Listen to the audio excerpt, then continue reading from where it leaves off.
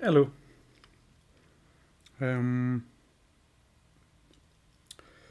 So, you see, I'm not really set up. What I did set up was get all my cameras in place and all my tables and mics and all the other junk.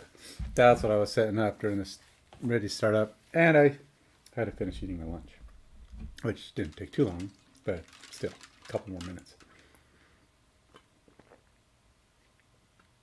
You don't want to watch me eat. I mean, if I could make... Hey, Red Rhino. How you doing, man? I've got my chat kind of far away, so it takes me a moment to look over there.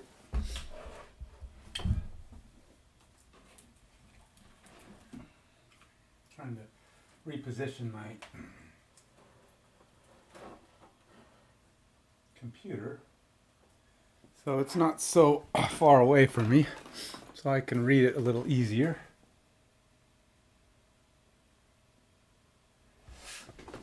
There you go.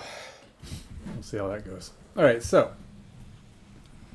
this is my sixth scenario, but it's not my. It is not the sixth scenario of Frosthaven.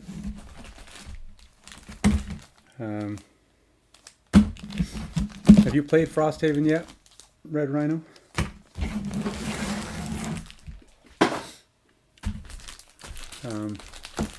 I am going to, I just got done, Royce and Adrian are my two characters, and they just got done getting away from some wolves.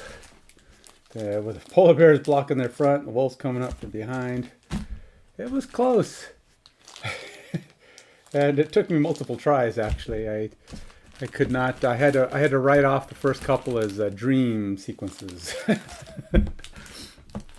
First time I was a little too slow. Second time I was a little too confident. And then the third time I was just right. Got out reasonably easy. Yeah, it was... Actually, the first time I was a little unlucky. And I just didn't realize how hard those bears were going to hit me. And I made mistakes. I got pounded. Second time I was doing great. But I was overconfident. I was picking everything up. Killing stuff. Using up all of my cards. And by the time I got into the next round, you know, I hear a lot of people telling me that where they haven't gotten their shipment yet, and I was like, I was one of those people that was like, when it gets here, it gets here. I'm not even going to pay attention. I didn't even watch most of their emails. Every now and then I'd catch one that says, well, we're doing this update or we're getting this, and it's like, yeah, you know, when it gets here, it gets here. I expect it sometime in 2023 maybe. And then, like a week before Christmas, it showed up. And I'm like, ooh, look at that. Early Christmas present. So, yeah, I got lucky, I guess.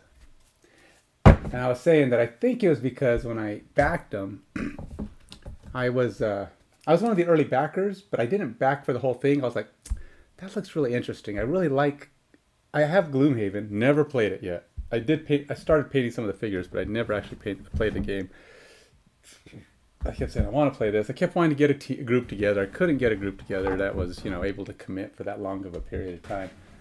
And so I didn't get to play it. But I kept... but I did when I backed them. I backed, like, right away for $1.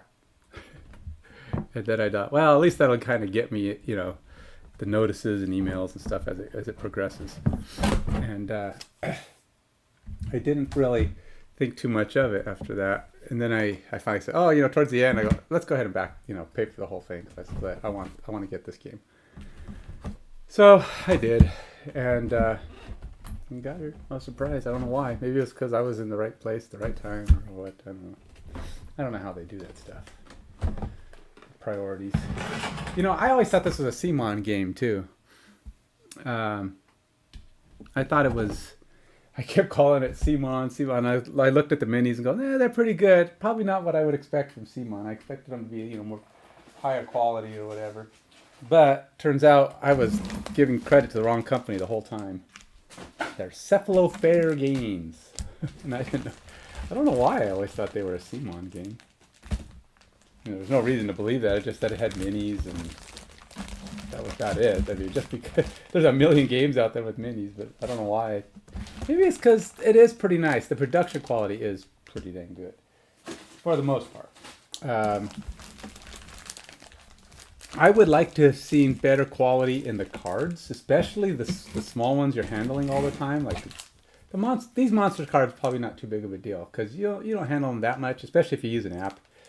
But some of the other cards, like your player card, your player deck, it would be nice to see them like done in like a linen, like the linen card stuff. It's just more durable, feel like it's gonna last longer. I need to order bags. Buy some bags. If you're going to be handling the cards, I don't know if you have Gloomhaven, you probably already know, but you want to sleeve some of these cards because they are going to get trashed after 80 games at least, right? Because there's 140 scenarios, I think 139, I think. You're going to just constantly be shuffling those decks over. They're going to get dirty and yucky, and I think it's a good idea to buy sleeves unless you just want them to you want those cards just totally trashed. I don't even know what I need out of here. I do use the Gloomhaven. I do need these. And I do have to do a road event, which is weird. I think. Yeah, I have to do a road event. Because I'm going from one scenario to the next. It's not a linked scenario, but I'm not going back to the outpost. I feel like we went out here to get something done. We got chased by wolves, got away from wolves. We're not going to go back to the outpost, say, hey, we got away from wolves, and then come back. No, we're going to go finish what we came out here for. We came out here to check out whatever the heck was going on out here, and we're going to do that. So, I think that's all I need.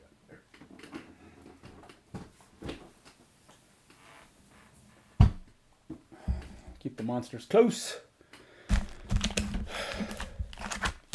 Alright, so I got Royce and Adrian. Royce is a BlinkBlade. Adrian is a Banner Spear. And we'll get out their stuff, the stuff I'm going to need that's not handled by the app. So we got Adrian. Oh, you know what? I put some paint on him, but I didn't bring him over here. Let me grab one.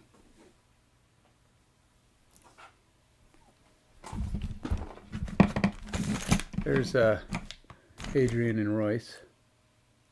Oops. Let me take this out of this mode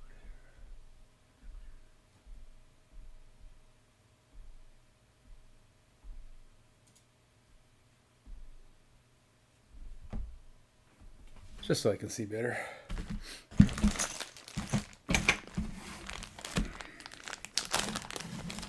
Now, I have yet... Right, that's kind of what I do. You know, the X-Haven will do loot cards, but it doesn't assign them to a character. And at least I haven't figured out how. If there's a way to do that, I don't know. I should probably write them and go, this is a pretty cool app, but can you update it so that there's a way to assign the loot you draw to the individual characters that drew it? Because you can't share loot and stuff between your characters. So it's not like you just grab it and say, I'm going to give this to him and that to him. No, they draw their own stuff. So, I mean, you can, but the rules say you're not supposed to. So, I don't even know why I got these out. I don't need mine yet, but maybe later. But so, and ultimately, you're kind of like, there's no way to use that. So and plus, I don't even know if it updates. Like, if you have two characters in there, does it know that you're only doing two characters, so only do the right amount? I don't know if it. I don't know how smart it is about scaling the loot. Because, like, each of the loot cards will say for 2 to 3 players, this much. Or for 3 to 4 players, this much. And I don't know if it's doing that. So I just feel better having the loot cards out. I know they do make those adjustments on the monsters. If the monsters say if it's level 2 or if it's a special, it'll add the +1, +2. Because the monster cards normally say something like +1 movement and plus or -1 damage, and then you go look at their main card and it says what their base damage is, and you're adding and subtracting.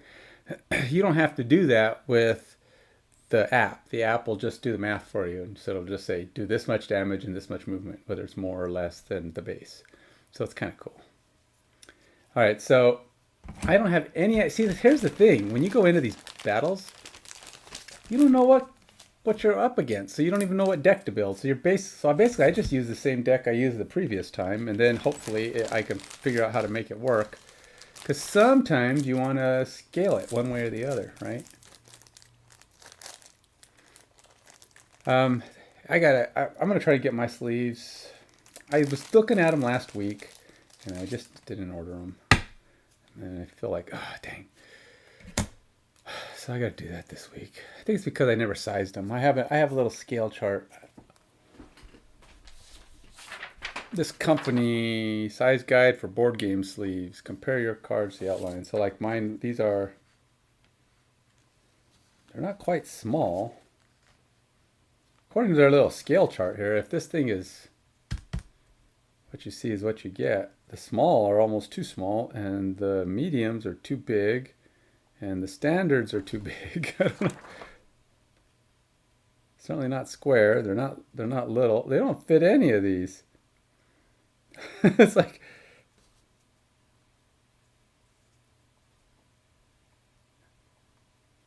yeah, I don't know what the heck. I don't know if I didn't print it 1-to-1 or what. No, that's about right. The 1 inch is about 1 inch. But the little scale on here I have doesn't, yeah, it's all faded out because my printer at the time didn't have any toner. But it's, none of those sleeves fit. They're too tiny or too big. I know that somebody makes the right size sleeves. I'll have to figure out which ones. Yeah, let's shuffle up the deck. I already took out the -1. Hopefully I won't have to put another -1 in. This one actually made you put a -1 in for this scenario. When the wolves were being aggressively chasing you. These are the cards I'm not using, or I haven't earned yet, can't use. I'll keep out one of those because I still haven't mastered it all. It's getting better, but not there yet.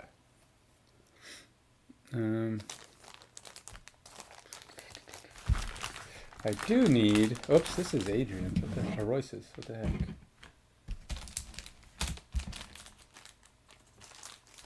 Wait a minute. Oops. Wrong cards.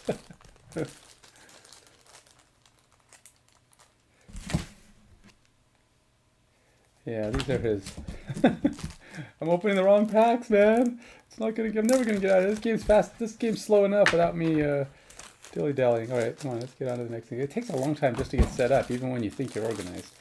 At least for me, because apparently I'm not as organized as I think I am. All right, so I got my items. He has a lot of items. Royce actually has 5 items. Adrian's got like 3 or 4. Oh. Now we can shuffle his deck. That's probably why that was so hard to shuffle, because it didn't have very many cards in it. That was just his, what do you call it, the modifiers, the perks, the perk changes. I took out his -2, so he doesn't have -2 anymore. That was one of his perks. And then he also has... Royce has actually gotten a few perks. He's doing pretty good. Adrian, not so much. Hasn't earned any extra perks.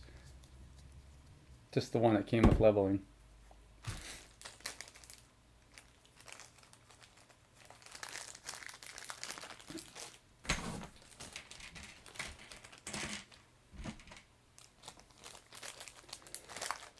I finally figured out last time how to get the X-Haven to show me the summons. I got that working, so that was nice. Because that's actually a pretty big deal there. Puts them in the right place, and so you're able to do all the initiative correctly.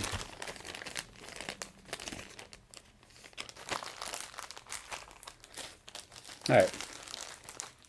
Don't need that right now. That's Royce. These are the cards I would pick from for adjustments, but I'm not going to do adjustments because I don't know what to adjust. I don't know what his... It's like the deck worked pretty good, you know. I mean, it got me through the last scenario, so let's go with Let's not mess with a good thing.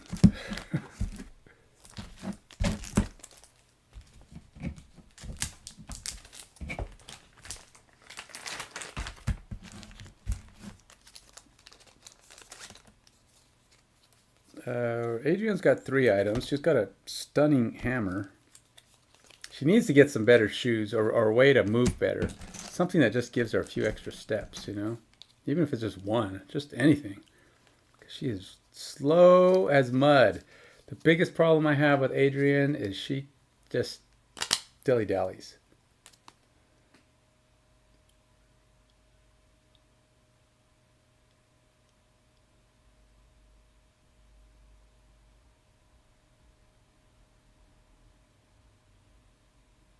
Not yet. I haven't yet. Some of those masteries are... My characters aren't quite ready. I mean, I feel like... Oops. What did I just do?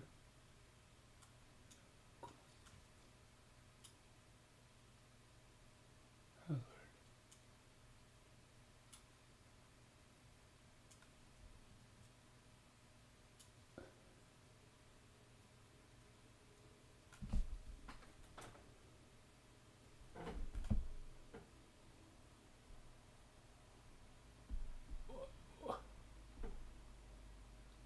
My chat isn't wrapping. So it's like it goes off the screen, and when you put a really long line like that, I had to shrink it back down. I don't know why it's not wrapping. It's just being annoying. Okay, I see. No, I haven't got the masteries down yet. I've got close with Royce, I think, a couple of times. His are a little, I think, easier, to be honest. Adrian is like, one of hers is, she's got to like summon a banner on the first turn and get it all the way through the round. And those banners are a pain in the butt to keep moving because, for one, you run out of cards that can move your allies. There's only so many that do that. And they'll give you 2 here or 3 there. But, you know, on the random losses of cards, eventually you can't move your allies. So you can't move the banner, and it's got to stay within 2 to 3 of you the whole time through, and you're changing rooms. You've got usually at least 3 rooms. Usually at least have 3 rooms per battle, or between for each scenario. So I just think her problem is she just doesn't have enough mobility yet between her and her banners to get them all the way through. The other thing is, it might be doable, but it's going to take a lot of strategizing, and that's to get one of hers is to attack three enemies, at least 3 enemies, with 3 different area of effect attack abilities. So they have to be three different enemies with 3 different area of effect abilities. So you don't have to hit the same one with different ones, but you have to have 3 different enemies being attacked by at least 3 different. So I could basically do an area of effect on 3 different guys and just hit 1 each time, but at least I hit 3 different enemies. So it's hard to do because Adrian's area of effect skills involve you getting your ally in the right position. So there's a lot of strategizing for that, which isn't necessarily a bad thing, but I just think at level 2, which you only got 1 extra card, you don't have a lot. I think maybe once I get a couple more perks to increase this deck, which might enhance certain movements, because I think some of them actually give you movement on hers. So you just really have to work the strategies. I could have swore I read in the rules you cannot share stuff between characters, or maybe it's just items. I don't know. I thought you couldn't share. Maybe that's why you don't have to. But because it always says, your character has their own sheet for resources. So it's like, I know you can go to the town. When you go to the outpost, you can both share your resources with the city, with the outpost, but the city doesn't share back with you. So you give to the city to build stuff and do whatever you're going to do. But I was not, I don't know, maybe I misread. It's possible. It's too early. I mean, this book is, 80 pages, whatever it is. It's a good sized book. and remembering all the little details. I'm getting there, and I've only done two outpost phases, so I haven't really gotten a ton there either. So if you've played Gloomhaven, and you probably know it a lot more than me because you probably played a lot more scenarios. So, but again, I don't know what rules have changed. They do it in the new Frosthaven. They put all these little blue text box, and those are supposed to be new to Frosthaven. So there's a whole section of the book where it says there's no blue boxes here because the rest of it's all new in Frosthaven.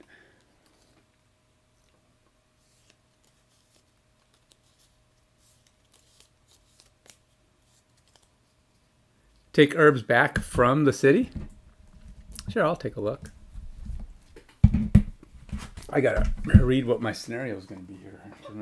I know this takes a long time, so I really shouldn't dilly-dally. But let's see. Resources can be in a character's personal supply or the Frosthaven supply. When the party gains or loses collective resources, they can be added to or taken from any supply. When the party loses collective resources, if there is not enough in all the supplies put together, they lose what they have and the remainder is ignored. There are 3 material resources. A character can use the material resource in their personal supply to craft items. All characters can use the material resources in the Frosthaven supply to pay various costs for buildings, but not to craft items. A character can use the herb resources in their personal supply. A character can use the herb resources in their personal supply to craft items and brew potions. All characters can use the herb resources in the Frosthaven supply to craft items and brew potions. Okay. Craft items. All characters can use the material resources in the Frosthaven supply to pay for various costs for buildings, but not craft items. All characters can use the herb resources in the Frosthaven supply to craft items and brew potions. Huh. So they made it overly complicated. So materials, lumber, metal, hide, are pretty much shareable wherever. Herbs are... No. Material resources, once they go to the Frosthaven supply, cannot be used for anything other than building stuff. But herbs, on the other hand, can use the Frosthaven supply no matter what.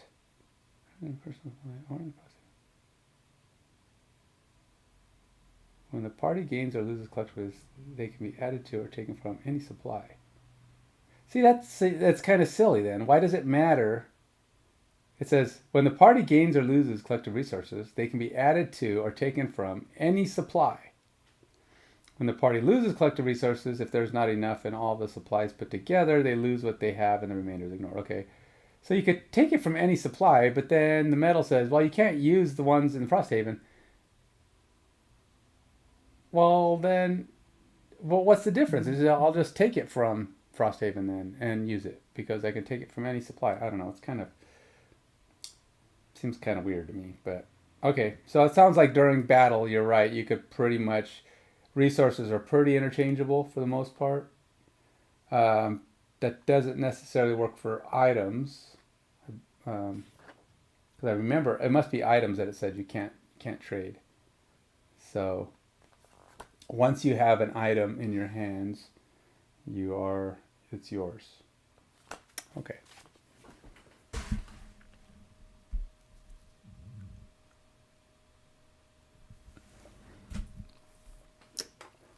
Right, and it sounds like that's mostly correct.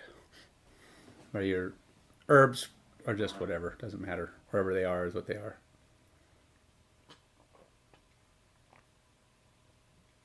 So I've been kind of giving them, letting them, whatever they pick up, I let them keep. But I'll have a storyline thing where they share. What that means is I'll try to make it like, hey, Adrian, can you loan me some herbs? Can you give me some herbs? He says, I'll check my bag. I'll see what I can get you. I'll have a reason why they share. So, because they're going to pick up the stuff, but they don't have time to share during battle. All right, so what happened was we got away. So there is a little bit of a spoiler here. You haven't played the game yet, but I'm getting in there a little ways. And so just be aware. The last time, like I said, we escaped the pack. And I think I said it's 6, 7. Did I say 17 and 18? Or 16 and 17? It's actually 15 and 16 are my two scenario choices. So, now one of the things I haven't done yet is put any stickers on my game. So far, I've been opening up like the things and looking what the stickers are when it tells me to open up the section, but I haven't put any stickers on it. I know I can't do that forever. There's going to have to be a point where I like, okay, I got to commit. Start putting stickers on the board. I know you could buy the removable ones and all that, and some people put a frame on. I thought that was a good idea, actually, buying like a puzzle frame and putting your map in it. I think that's kind of a cool idea, because then you just peel them off the plastic that is the frame glass. But anyway, so Royce and Adrian got out, and they can either options are either march to a massive spire or opt for a closer one that's much smaller. You do notice one not too distant spike that does look a little less curious. It is shorter than the rest, but wider. It might be worth a cursory investigation before venturing too deep into this unknown field, where apparently wolves are attacking and trying to eat me. So, let's go. Let's see here. Royce and Adrian sit back and chat a little bit. Well, not too long, because they know wolves, although they're far back, might come up on them at any given time. And let's start off close. Let's go check out the short one, the close one first. No point in digging our way through this mess of a forest. Maybe we could find some shelter there. And Adrian's reply is, well, I agree with you there. If we can find some rest, let's find some rest. If not, well, we're that much closer to the opportunity when we can. So let's set this up. So we're going to go to the close one, which is, it's kind of suggested. It's supposed to be easier, right? No, it doesn't say that. It says it's less, it's number 16. So we're going to do 16. So scenario 16 is where we head. So we start trudging off into the snow after our little battle here. Amazingly enough, we heal up 100% between the scenario. We were on the verge of exhaustion, but hey, we got out. Feeling pretty good now. I don't know why, but let's just keep going. It's like they just suddenly recover. You know, I'm not so exhausted anymore. I feel like I can do all of my skills and tricks once again. It's amazing how much you can recover simply by walking out of this zone. Okay, see here. This scenario is complete when at least 12 rounds have passed and all enemies are dead. At the end of that round, 12 rounds. So this is a counting one. At least 12 rounds. So we have to be there for 12 rounds. That's a lot of freaking rounds. Okay, so I got out of the wolf one in 12 rounds. So that's okay. I guess it's possible. It sounds like one that's going to be one of those stamina ones. Just stay alive. But all enemies are dead, so we'll see. Okay, so as we approach, tall, evil-looking spires are one thing, but you're more curious about the squat structure that sits off all alone in this forest of icy obelisks. The structure has been coated, like everything else in this part of the world, in a thick, rock-hard layer of ice.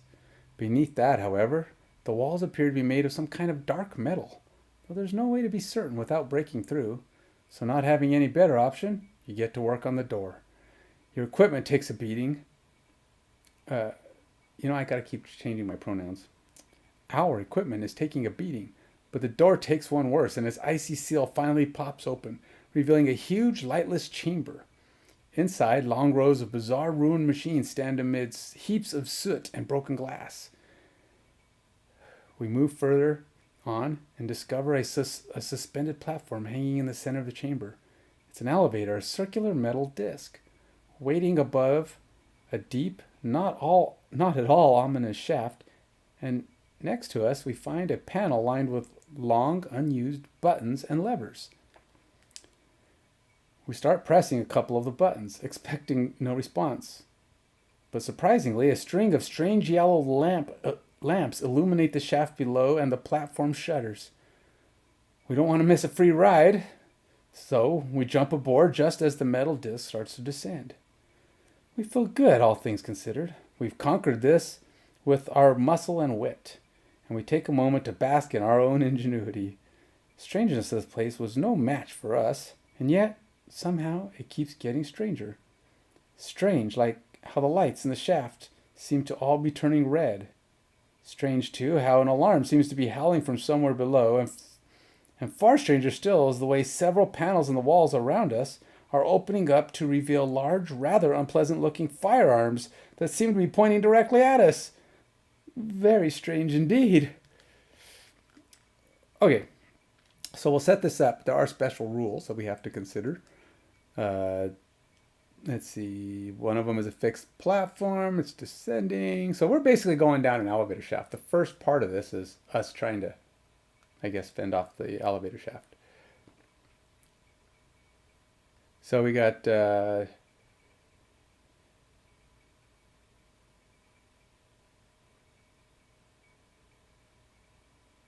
at the end of each, we're gonna keep descending. And it just gives you a way to kind of track that, is what's going on.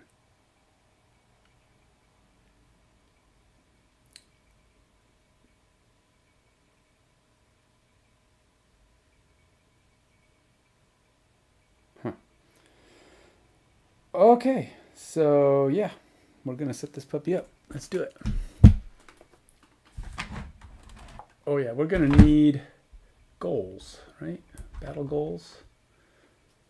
Battle goals is one we're going to have to get some sleeves for too, and that's a lot of sleeves because that's a pretty thick stack. And you're supposed to just basically shuffle them up, and shuffle them up every time. I guess you could just put some face up on the bottom, but I don't know. I just keep shuffling them. I don't know where I put the last ones, so I don't want to keep track of where I put them last time. I could put a separate bag because there's not one that says used battle goals or separate your battle goals or anything like that. So I just keep drawing from the same deck. All right, so this game, I noticed in Gloomhaven, I was kind of reading it. It says take 2 and pick. On this one, I'm 99% sure I read it's take 3 and pick. So you actually get more to pick from. That's one minor little tweak, but I'm pretty sure that's what I read. But when I read it in Gloomhaven, I started second guessing myself. So yeah, they put it in the blue text. When it's blue text, it's new to Frosthaven, and it says you get 3 battle goals. Now you pick one, of course, and it's still the same, but you just get more options.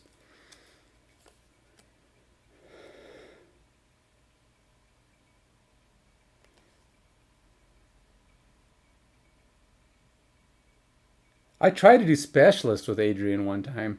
Specialist says you never use a basic action. It was close, but ultimately there was just times, like I said, she has a lot of cards that move her allies and not herself.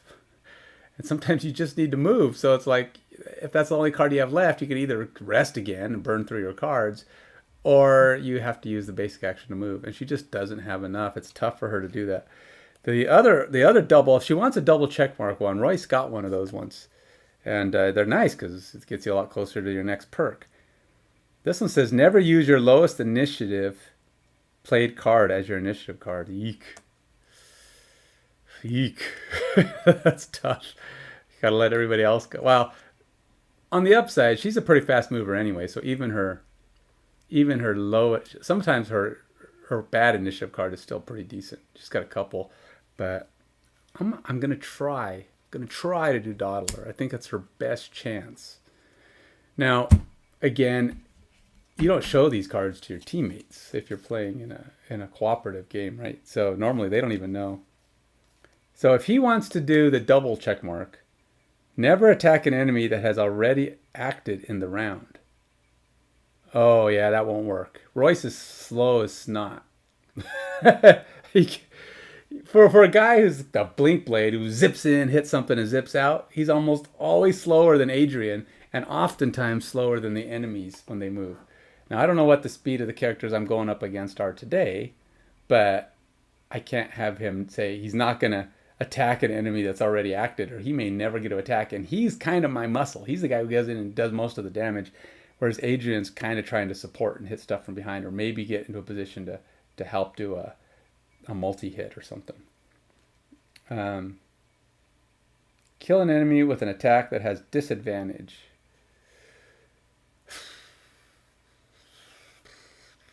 Well, short of hoping that they give me disadvantage, there's a thing you can do. I forgot what it is that gives you disadvantage when you do something. It's like if you dang, I can't remember what it is. Some kind of condition that gives you disadvantage, but I probably won't. Let's see, what's the other one? Pedestrian. Never enter a hex occupied by an ally, enemy, objective, or obstacle. Never enter a hex occupied by an ally, enemy. So basically you're going around everything.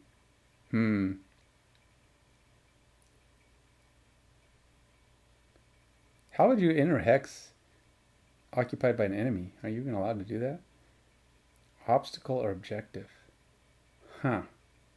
Boy, these are all hard. All right, I'll try Gambler. I only have to do it once. Kill an enemy with an attack at disadvantage. I don't know if I'll get the opportunity to do that, but who knows? Maybe I will.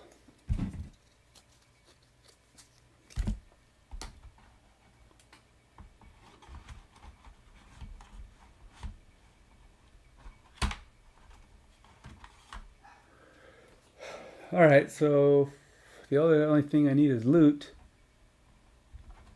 Since I don't trust Xhaven's lootinizing, I'll build my loot deck. So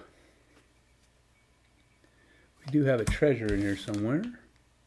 We get a fish. I don't know if it's a fish. It just looks like a fish. It's not. It's a rock root, but it looks like a fish. 5 iron.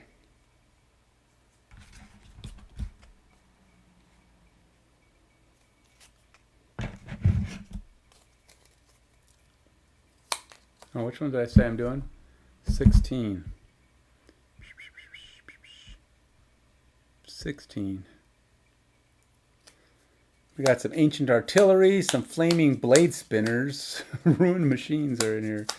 I don't know what any of those are, but I mean, I haven't met any of them. I don't know what they're capable of. Hey, 5 of these. 1, oops, 2, 3, 4, 5. And then we have 4 lumber and 8 coin. It's a lot of coin. So there's a lot of, they make the loot deck really big, but you only draw so much, especially when you're only playing 2 characters. You know, you're not going to see much of this loot deck. You see a lot more of it when you play with more characters, which makes sense. You got to have more to go around, but it's like if there's really good stuff in the loot deck, you're kind of hoping. Gotta hope that something good drops from the top.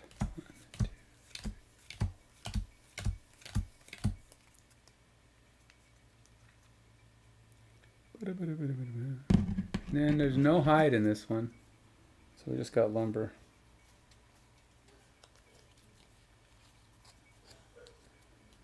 Just 4.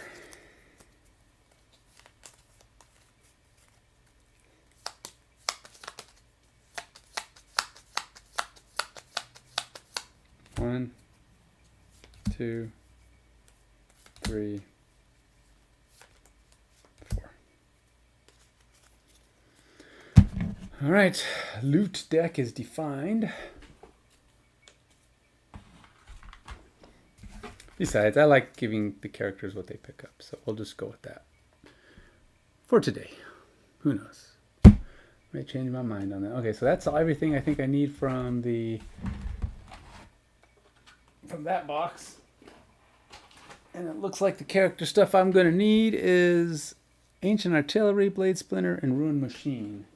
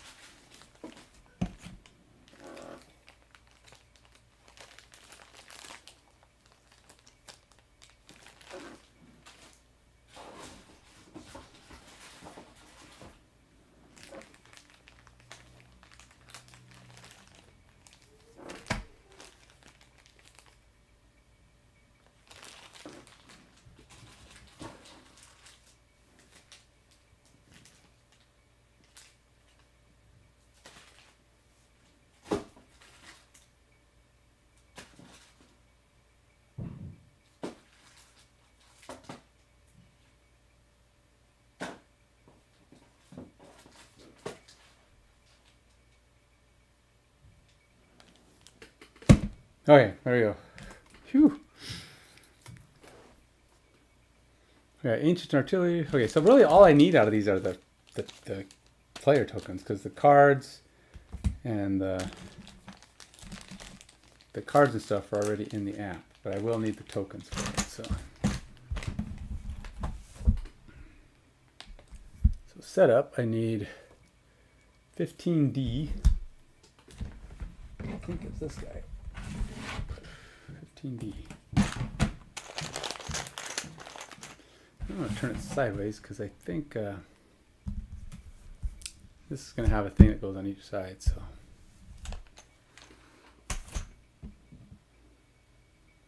and we also need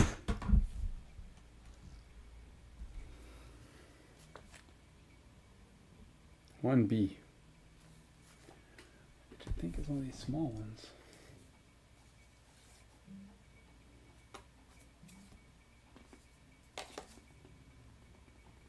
Yeah, 1B and 1D are actually in here, but D is not like called upon yet.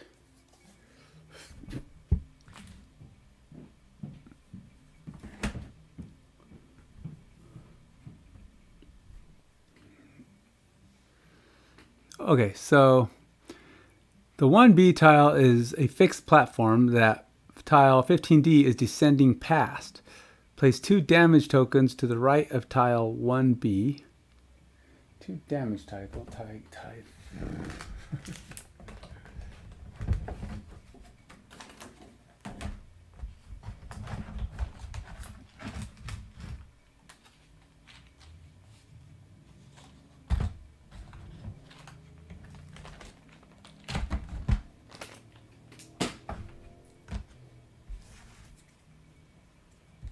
Probably shuffle this up, huh?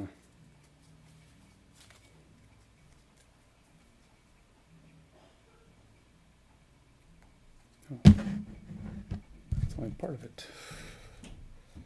Gotta mix up the rest of my loot tokens, or loot stuff I sorted out. Put the herbs in with the wood and the other resources.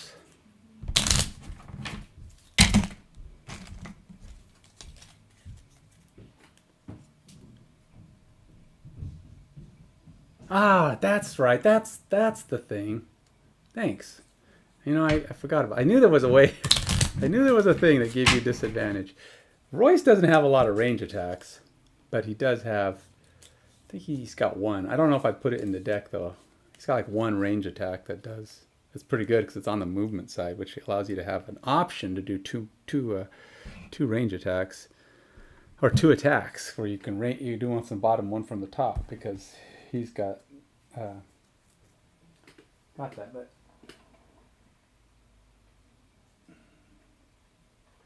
I don't remember if I put that, if that's in the deck right now. Like I said, I didn't really tweak the deck this time around because I don't know what I'm up against. So it's like if I lose, I tweak the deck to adjust according to my loss.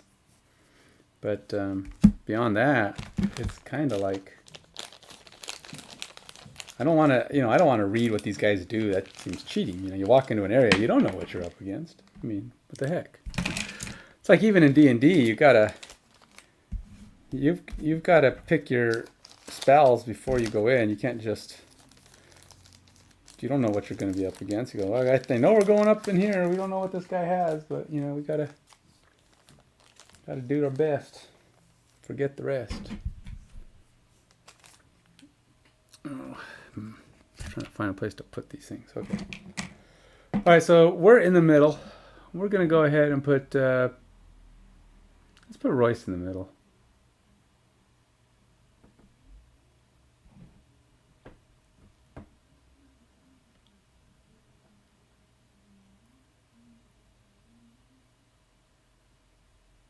It's kind of weird. It's not the same shape as...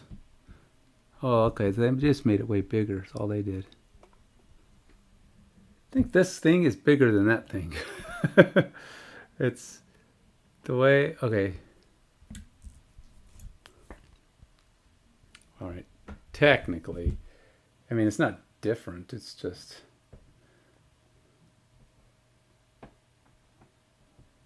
Sure, we'll do it that way. Okay, it's all about trying to decide the best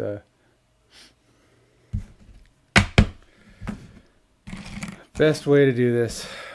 Okay, we've got the decks ready. We've got the loot deck ready. Now I think we just need to put the monsters on the board. So for 2 players, we have an elite, whatever that is, Rune Machine.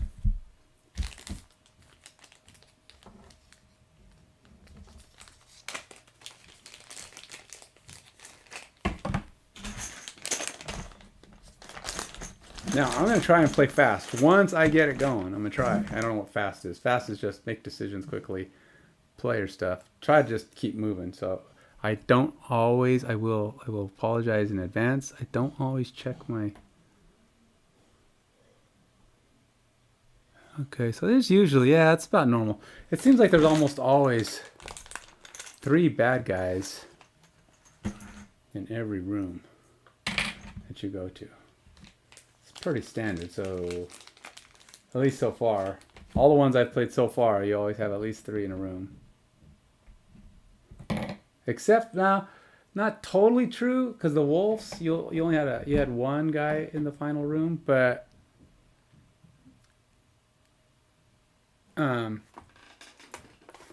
it was kind of like you had the wolves coming up on you. So by the time you were in the final room, you usually had a bunch of wolves. So there's a good chance you had at least 3 monsters near you by the time those wolves caught up. Okay, let's finish this little exceptions here. All right, place 2 damage tokens to the right of 1B. All right. To indicate it's currently 2 floors below. Tile 15D, which is the one you're on, descends 1 floor, meaning you remove 1 damage token from the right of tile 1B, or if there are none, place 1 to its left. Oh, so they're going, this is right and left. So I guess right and left, because it's turned differently. Place 1 to the left to indicate the number of floors it is, then above tile 15D. If at the end of any round a 3rd damage token would be placed to the left of the tile 1B, the tile is then removed from the map. Any character on its surface on it suffers trap damage and is placed in the closest empty hex. on tile 15D. All other figures on it die.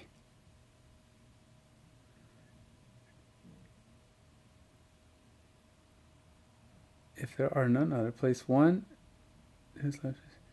If at any time of any round a third damage token would be placed in the left of tile 1B, the tile is then removed from the map. Any character on its surface suffers trap damage and is placed to the closest empty hex on tile 15D. All other figures on it die. Huh. So your characters get off, the monsters die. I guess. The walls between the two tiles do not block line of sight and can be moved through, though figures cannot end their movement on them. So basically these ones we can't end here, but they count as we can just go through them. The walls between the tiles do not okay. So at the section links, at the start of the second round, read 93. The start of the second round. Jeez. Okay. On this guy, so we're not even on it yet, so I'm not going to actually put what's on there yet. Because I don't think you can actually go in there. It doesn't say. The scenario is completely I mean, I guess you can go in there. I don't know. It's kind of weird how this works. Because it's not saying when you can go on there. You don't have to be on that floor, it says. You're just descending past. So it's like you come in and you can jump onto the other panel, fight with stuff, get off of the thing.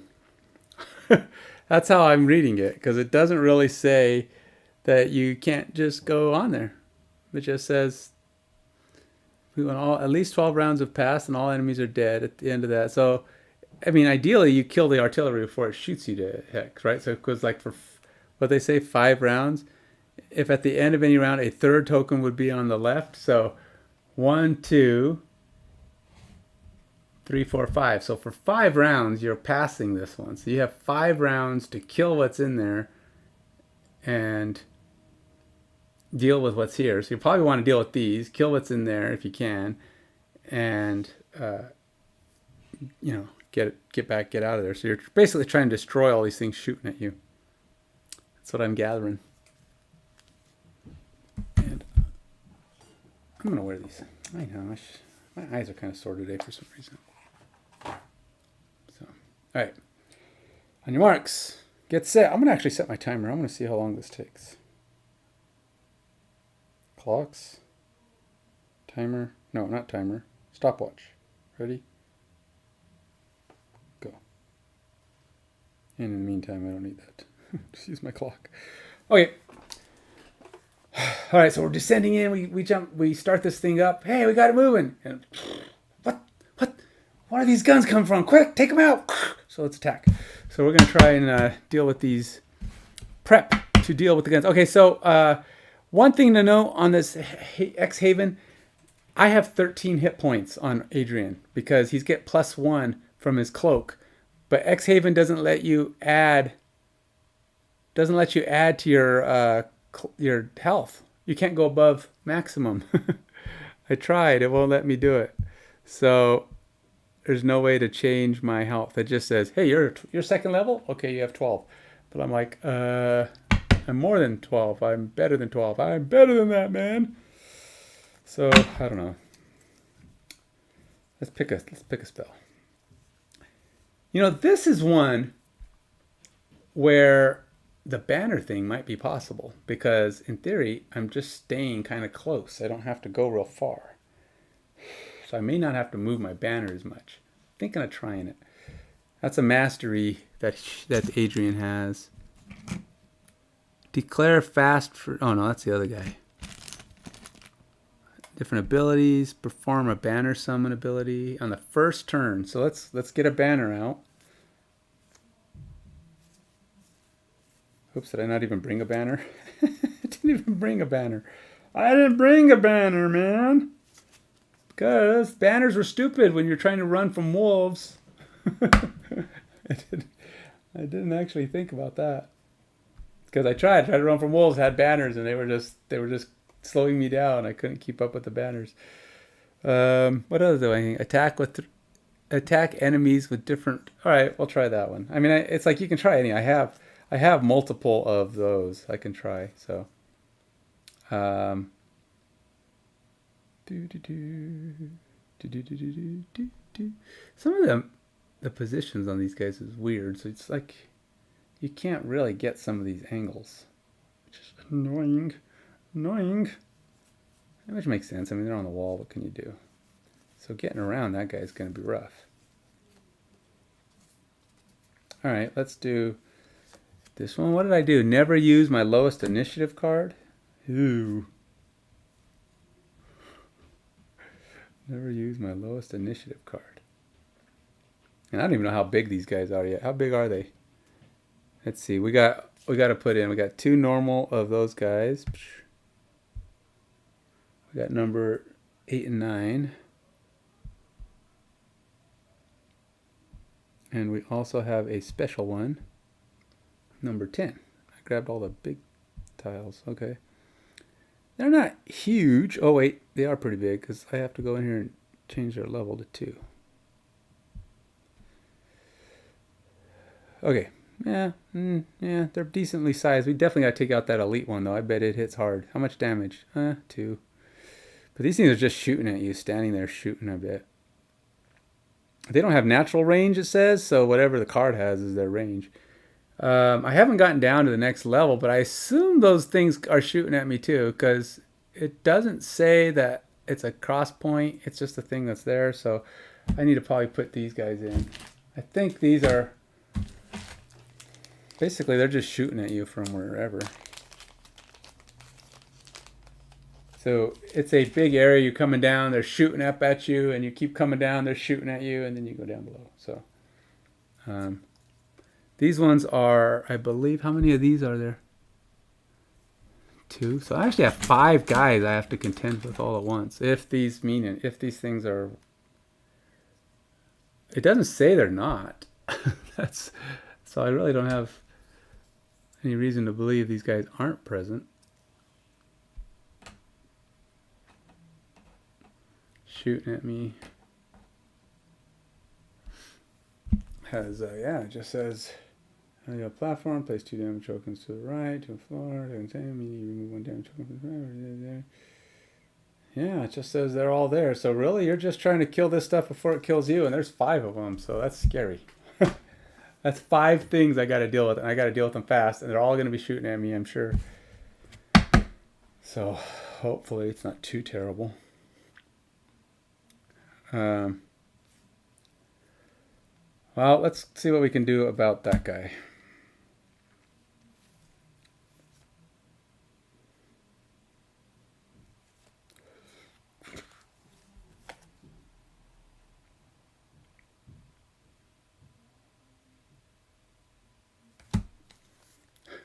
And moving slow is going to be dangerous. I have a feeling I shouldn't do this.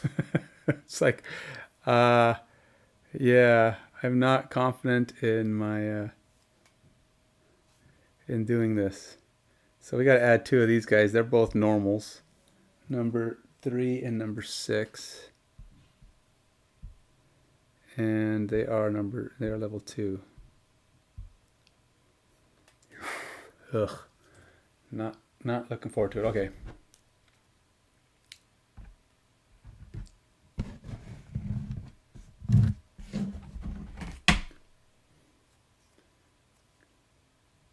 Can't really see my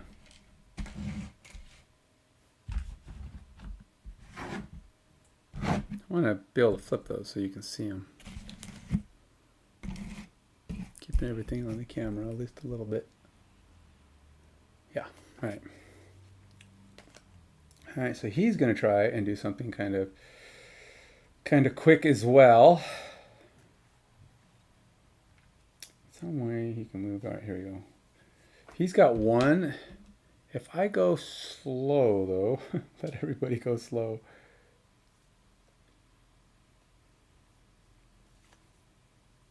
I should prep him.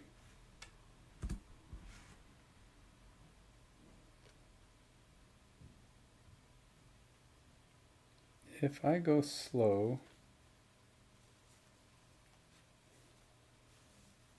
can I do?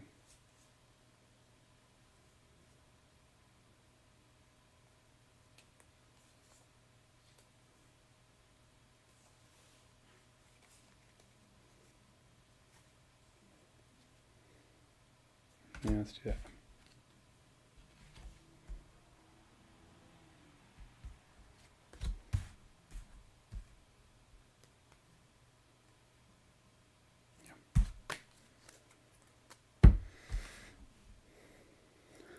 All right, so what does he have? Do these guys have immunity? They can't be poisoned, or the machine things can't be poisoned. The artillery can't be muddled. But beyond that, that's pretty much it. We're going to go ahead and let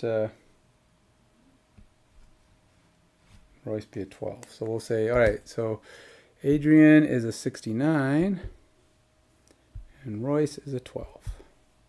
Draw levels, round 1. All right, so Royce is going to go first. Royce moves up.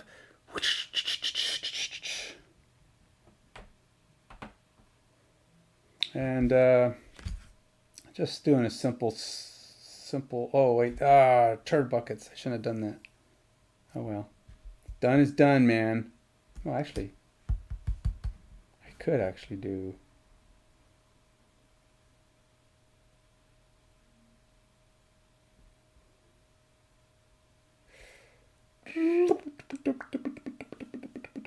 Oh, I can't muddle them. Can you muddle this one? Oh, I can muddle this thing. Interesting.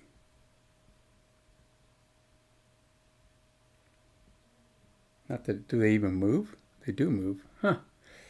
All right, so I'll do that. Oh, this doesn't do any damage to him, though.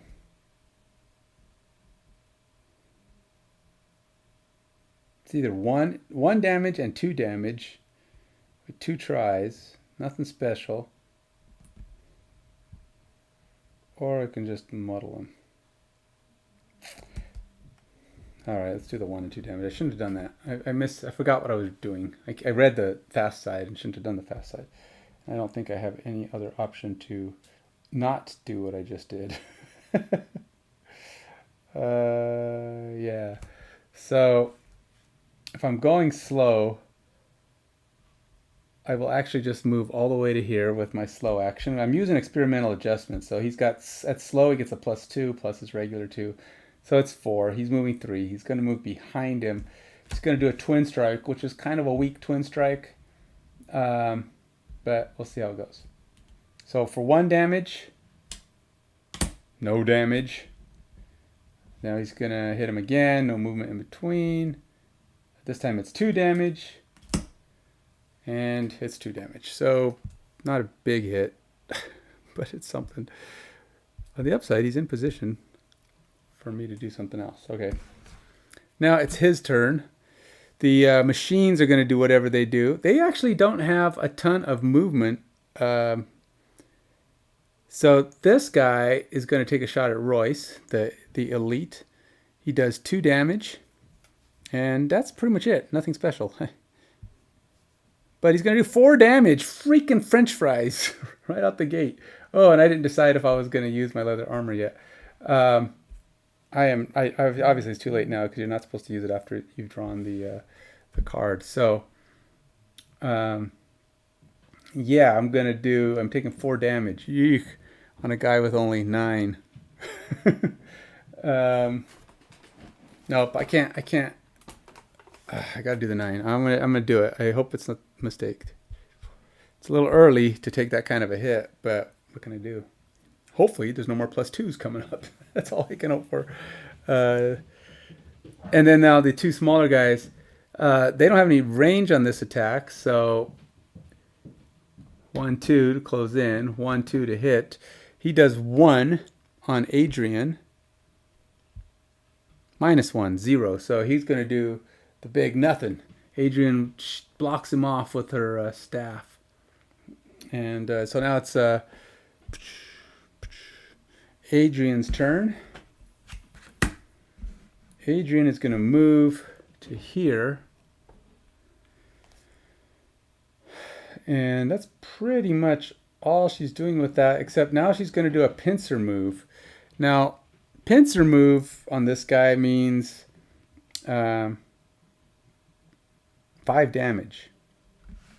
So let's see how that goes. 5 damage, and he'll be muddled, and he can be muddled. So 6 damage on the big machine. 6, and he's muddled. So he'll have disadvantage on his next attack or his next turn. It only lasts for 1 turn though, so I think it's at the end of his next turn or my next turn. Let's see. Disadvantage on all attacks, remove at end of next turn. Probably the end of his next turn, so probably next round. So that's pretty much it, but I do get an XP for that. So Adrian gets 1 XP. And so we've got this elite guy at least in trouble. And none of his did anything good. But we did get up to 2 fast tokens now on Royce, which is going to come in handy because we're going to try and do some serious heart on the second round since we didn't do much on the first. Actually, we did a good hit. We got a good hit. So that's 1. That's 1 of my... Oh, that wasn't an area of effect spell, though, was it? That was just a single attack. With each of 3 different area of effect abilities. Dang, that's not an area of effect ability. That was just one guy getting hit. It was one of those coordinated attacks, but it wasn't an area of effect. Oops. All right, so now these things, they have a range of 5. Holy cow. All enemies adjacent to the target suffer 2. Okay, well, there's no enemy, there's no character. So they're going to both shoot at Adrian, though. They have 2 damage. Ugh, alright. So we'll say number 5 shoots first. Times 2, but they both have these helmets on that turn times 2s into +1s. So it's not as bad as that. So it's 3 damage. So he's at 9 because he has 13 to start. No, actually that puts him at 10. Or her at 10. Second one fires. It's 2 plus 1 is 3. Oh, goody. Man, they are hitting me. 1, 2, 3. Blah. All right, so they're done. Next round. Go to the next round. We got to get some stuff done because we've got we can't keep getting hit like this. So this is going to be a very short. Oh, this is first round. So this goes over here. Now we don't technically have to kill those because they die if we survive. So we just need to get these guys off of our thing, and then technically, if we just let those live for 5 rounds, I mean they're going to be shooting at us forever. So the other thing is, I didn't think about it. I almost should try to get over there and make these things come in, and then we run off. Anything we don't kill dies automatically if it gets to that. Rather than sitting here fighting them here while those shoot at us, it would probably be better to get onto that plank, and possibly they'll die when they get left behind. There's that. So we could like get them off and block them. These things I don't think ever move. I have a feeling. So we could actually stay out of their range if we really wanted to, because I bet you they don't move. I could be wrong, but I don't think they do. We got to kill this. But I'm going to let Royce finish it. We got to see what we can do for those 2 guys. I probably should bring in a friend.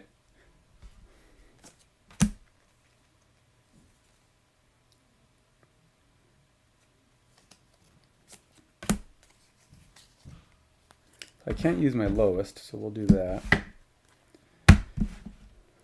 And then Royce is going to go.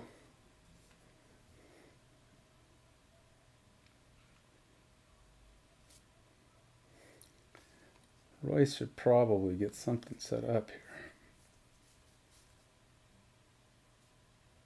We got speed now. We got speed, and we know how to use it. Alright, what can we do here? Now, this guy's muddled, but we do have to hit him. It's like, at some point you gotta hit the guy. You can't just let him, keep. We know these other guys are gonna try to get close and smack us.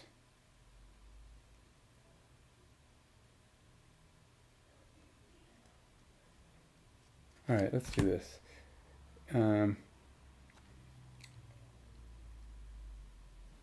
Oh, that would have been good last time. No, didn't have any movement. Never mind, would not have been all that good. But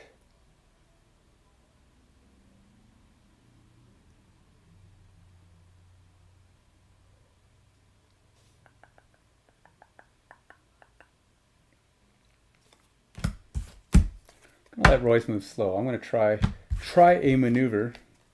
See how this works. So, all right, so Royce is going to move at he's moving fast, so it's his slowest fast is 45. Oh, wait, am I looking at the right thing? Make sure I'm looking at the right thing. Yeah, 45. And Royce is moving at his slower 22. And the bad guys, oh, it even says on the bottom, descend 1 floor. That's kind of cool. Of course they get a go. All right, defensive ordnance. Push 2, all out of range. No damage at 5. So that just basically means they only get whatever their modifier gets, I suppose. Damage 0. So, and then they get defenses. They won't be able to do whatever their push is going to be because no one's that close. But they are shooting at a range of 5. Right now, it's 0 for number 8. -1 for number 3. +1. So it actually does 1 damage to Adrian. Adrian's getting plinked. Now it's Adrian's turn. Adrian is going to summon a...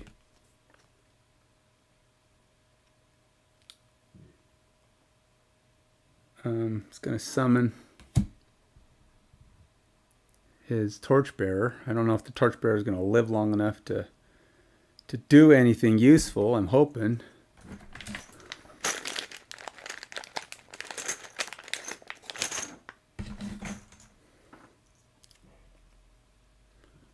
I'm going to put him right there. I kind of provide a little bit of shield for Adrian. And for second act, he's going to do... oh, that's worth 2 XP. So he's doing a set for the charge. Whenever an enemy moves or teleports from a hex not adjacent to me, the enemy's going to take 2 damage. So yeah. So he's setting up to do some, to hopefully get a hit in when they come closer. And then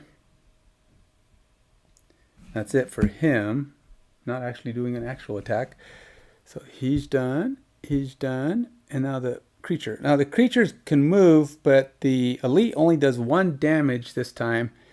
Highest in the thing is Adrian. So he's going to try to hit Adrian. Does 1 damage.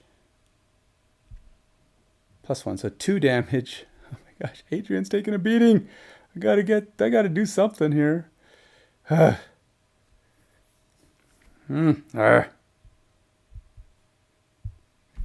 right, and then the small guy. So he moves up, takes 2 damage for coming up on me because I have my little thing up. Oh, you know what? He was at disadvantage with that roll. So it was 2. Let's see what his next roll would have been. I forgot he had his muddle on. -1. So he would have done 0 damage. Oh, good. Yay. 1, 2. Give it back to me. Never mind. Haha. But your muddle is gone. Your muddle's gone, but you're going to die. Haha. All right, so that guy did his. All right, now he's attacking. He does 0 damage. He's attacking the torchbearer because he's higher in the initiative. Oh, I forgot to add my torchbearer into here. And 5 is his health. Okay.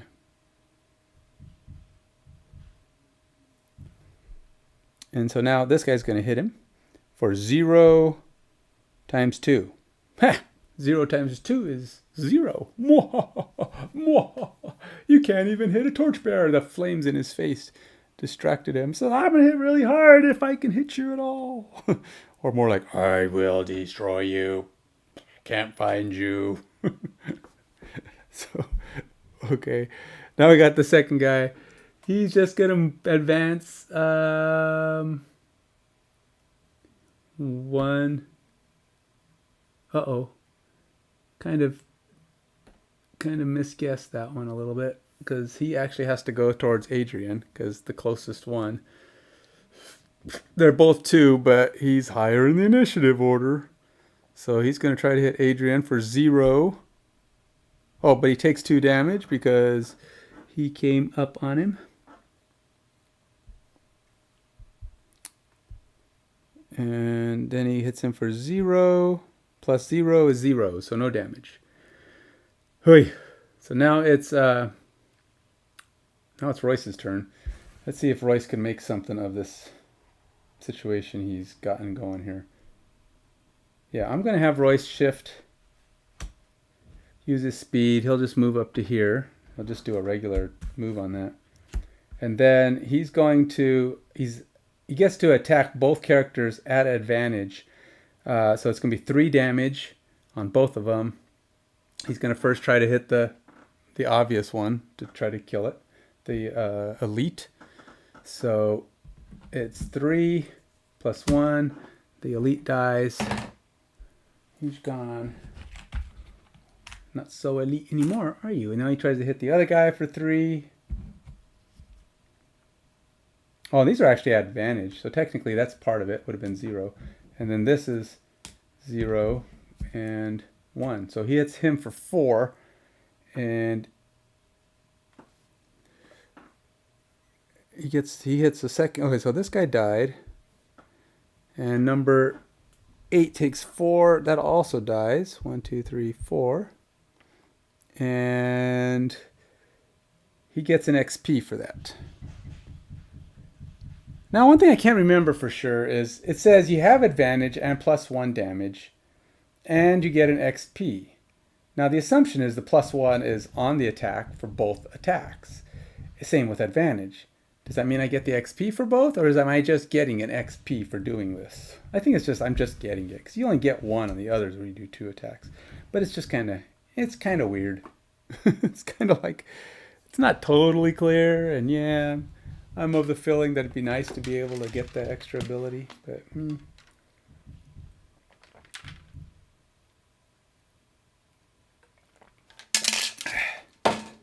must stay hydrated. Must stay hydrated. Okay. So Royce did his bit. Monster's almost toast. We go on to the next round. Descend a floor. Okay, so now we're even with these things. But we still got 3 floors to go. No. Wait a minute. 1, 2.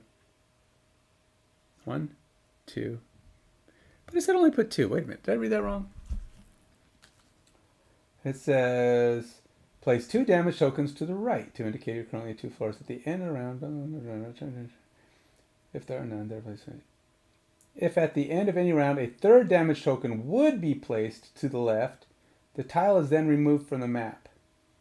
Okay, so technically, yeah, next round, those guys are out of my face. And then we have to deal with, I guess, the next round. We'll have another thing.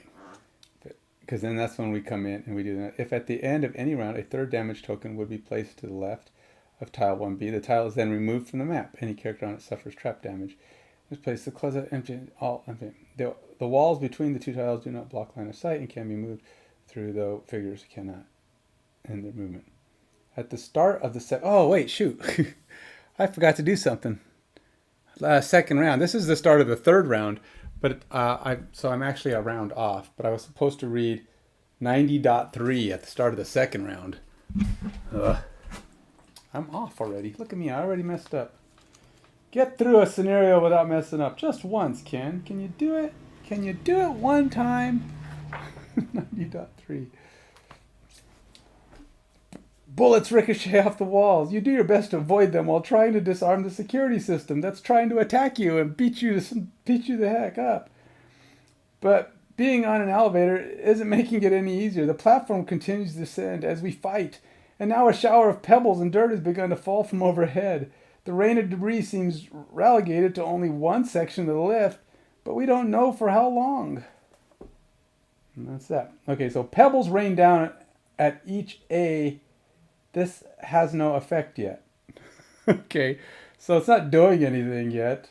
At the start of the fourth round, which would be the next round. So basically, these pebbles are raining down on A's. Now, I didn't put the A's out. There are some little tokens that can represent, like, letters.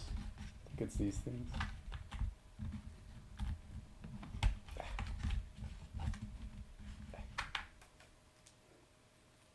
There's really not that many A's. there's a couple A's. A. They're kind of marked weird. I think some of these have A's on one side and then other letters on the other. So A's are more common, apparently. I didn't put the A's down. I probably should have. That would have been a good hint to pay attention to those A's. But they're not doing anything yet. But it says pebbles are raining down. I assume bigger pieces are going to start falling at the end of the next round. So that's my guess. Let's see. Let's find out if I'm right. So luckily, my not doing it didn't really have an effect yet because it's not going to do anything until the third round. On the A's, oh, okay. There's only 2 A's. Okay, so there's a lot of other letters. There's an A there and an A where she's at. So she's kind of standing on an A. And no other A's. There's no I's. There's a D over here.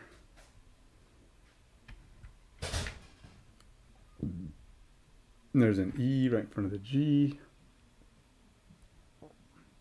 No, it's right there. There's no G yet. There's an F way over here. So I need some C's. I need some other letters. We need an H, which is over there. We got a B, which is right underneath Royce. We got a C underneath that dude. There we got another C. Do I have a D? I do have a D, but don't need. I already have it out. So I have another C. C goes over here. Still have to find a G. Oh, there's a G. It's a G right there.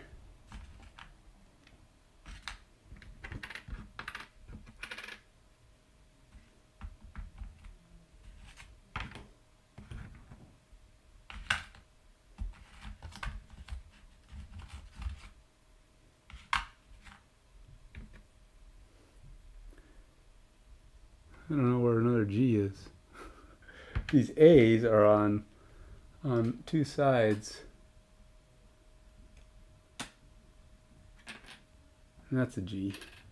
So I need another A over there. Okay, I think I got it. Let's see, 3, 6, 7, 8, 9, 10. 3, 6, 7, 8, 9, 10. Yeah. Okay, so A's are getting some pebbles raining down on them. Stuff is falling down. Hasn't hit any of my guys. Well, actually, it hit the torchbearer a little bit. But we're on to the next round. Next round, I have to read another section, which would be 27.2. Things progressing, though. All right, back to the next round. So he did this. Hit hard. Finished. Okay. I haven't had disadvantage yet. And he hasn't done his thing wrong. But let's see how it goes. Setting up the next round. We got some significant surroundings going on here. I gotta try and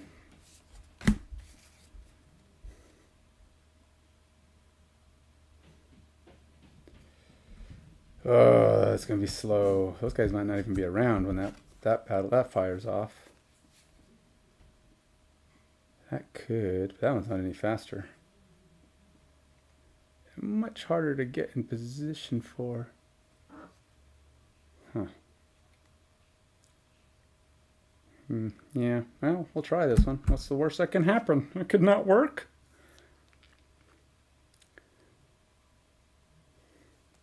So those things are going to get to shoot at us again, unfortunately.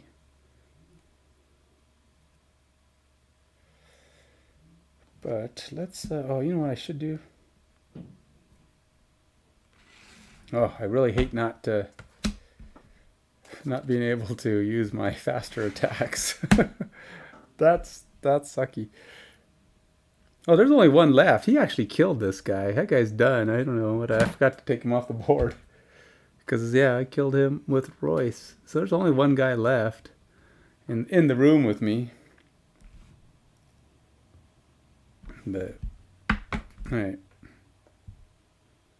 And so 83, God, this moving slow bit for Adrian is sucky. And then Royce is going to try, and Royce has got to get some stuff going, man.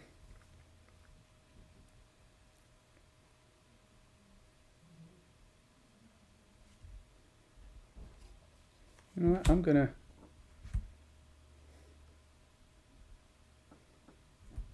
We gotta kill this thing. I hate doing things where I don't actually get the bad guys off of my back, you know. He went fast, so that's actually gone. I didn't bring my range attack with me. He's only got one card has a range attack, and I didn't bring it with me, so I can't do that.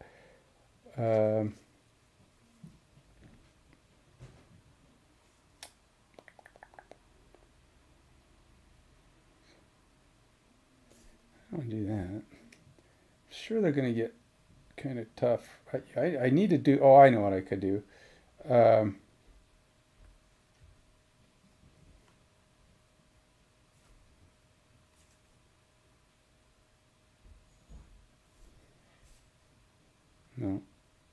He can only heal himself. I mean, he should heal himself. What? What is that? I don't know what that was. What is a flash message?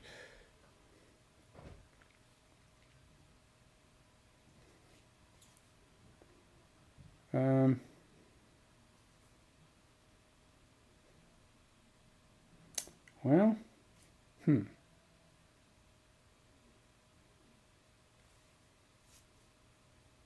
let's do this one. We'll try and do it fast. Just see if there's a chance of us hitting. No, I mean, I'm not going to move fast. I'm going to move slow. But I'm going to try to... I'm going to go as fast as I can to try to do this to him.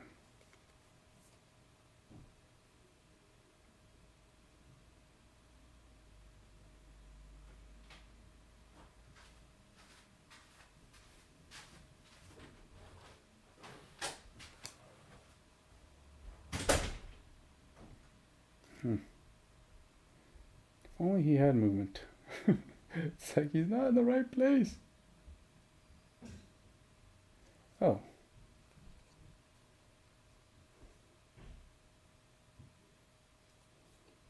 All right, let's do that one.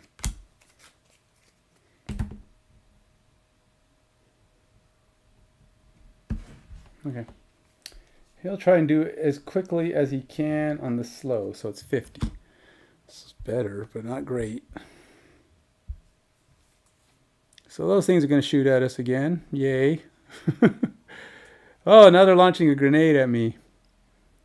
So let's see. At a range of 1, they push everything back. These guys are annoying. I'm glad I'm not over there fighting them. But then he's going to shoot at a range of 4. He's going to hit whatever he can. 1 damage at a range of 4. And they're going to do 2 of them. 1, 2, 3. 1, 2, 3. So he's going to land it right on him. So here's a question. Do grenades hit everything, including bad guys? I know. It's probably dreaming. Their artillery's probably smarter than that. I don't know. I'm curious if Frosthaven area of attacks hit bad guys or hit allies. Seems like they should, but you know. I can kind of see it though. Like if you're stabbing, or like you're able to hit multiple things with a weapon, but like you throw an explosive, you can't avoid it. And see, this guy at 4 can't see this spot. So let's try this. Let's see what is it. Well, I mean, I guess he can see that spot. Like he just needs to have his tile touch that tile. So in theory, he can drop it there, which sucks because that's going to hurt me. He only has a range of 4 though. And if he's going to hit me, hit both of us, he's got to hit on top of him, which would hit the other guy. But I don't think they care about that. I don't think there's any hurting your own guys kind of problem. So, man, those guys are big. They're 8s. Ugh. All right, so he's going to shoot. We'll say number 6 shoots. He's hitting both of these guys. So, 1 damage on the fire starter. 0 damage on the fighter starter. Adrian. 0 on Adrian. Yes, didn't do any damage. Okay. Second guy drops it on the fire starter. Fire starter, it's 1 damage. 1 damage for the fire starter. And then 1 for Adrian. Of course it's 2 damage on Adrian. Of course it is. Whatever. Where's all the negatives? They don't have that many negatives popping up. It's kind of annoying. But Adrian needs to do something fast. This is getting out of hand. All right, so yeah. All right, we're going to go ahead and do blurry jab. Well, he's got to move first, I guess. He's got to first.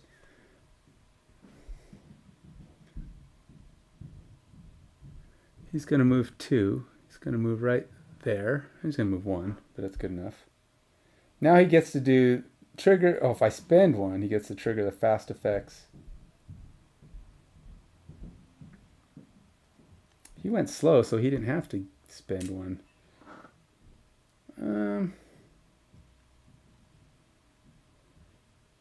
No. I'm going to do slow. I don't want. I'm going to muddle him, though. So it'll be kind of tough for him. So I'm going to do 2. He's muddled. And whatever this does. 2. So he takes 2 damage and he's muddled. 1, 2. And he's muddled.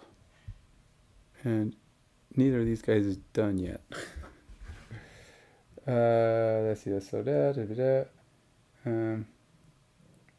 If he had any negative conditions, he could have removed them, but he doesn't. So now it's Adrian's turn. Adrian is going to do a unbreakable wall, which means he's attack. Oh no, the torchbearer is going to go first. He does 1 damage and burn. Or wound. 1 damage and wound, which same basic premise. So he draws from his deck 1 damage. So it's all it is 1 damage. And he's wounded, which means technically he dies before he even gets a turn. So hitting him at this point is kind of a moot thing.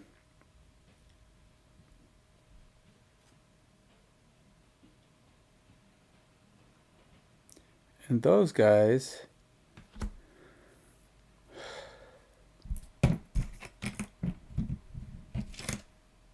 I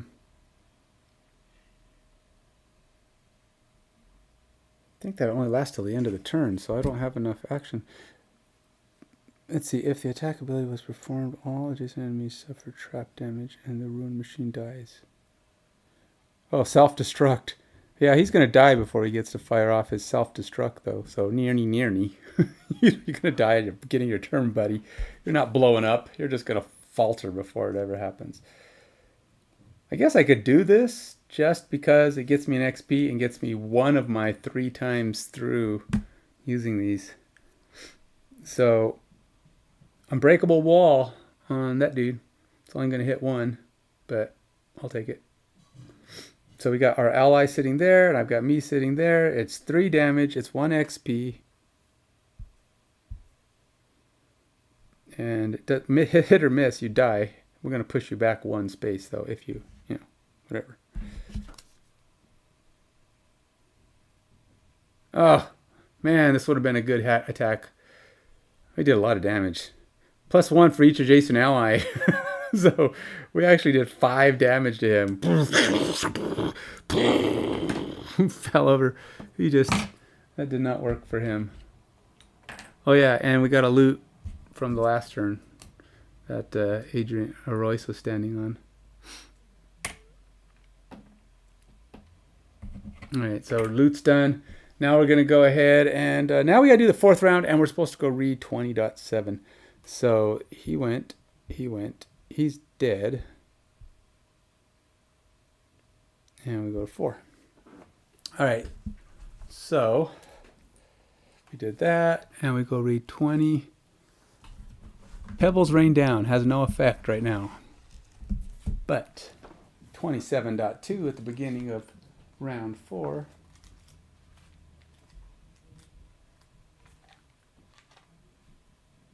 5, 6, 7. What were once pebbles now are stones and cracked brick. Fist-sized hunks of rock have begun to fall from above and then crash loudly onto the metal floor. It seems the shaft is collapsing. You keep clear of the shower, but now debris is beginning to fall elsewhere. Okay, place 1 debris in each A. Any figure occupying A suffers trap damage and is placed in the closest empty hex. Great. Probably shouldn't have been sitting on those. So I think trap damage right now is 3 damage for me. I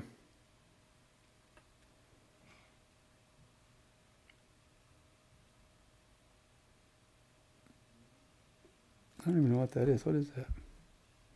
Trap damage. Oh, it tells you trap damage is 3. Oh, that's cool. I didn't even see that at the bottom. Oh, I see. I could have set the scenario level right there. That would have explained a lot. I don't want to change it now because it'll probably mess things up. But it would have probably automatically gave my monsters level 2 is what it would have done. We are doing solo. Yeah, see, it knows. It even does the math for you on the scenario level. Huh. Interesting. Okay, well, still. Oh, that's what I didn't do last time too. Is give me my bonus 8 XP. But anyway, it's 4 trap damage. Oh my gosh. 4. Ugh. Yuck.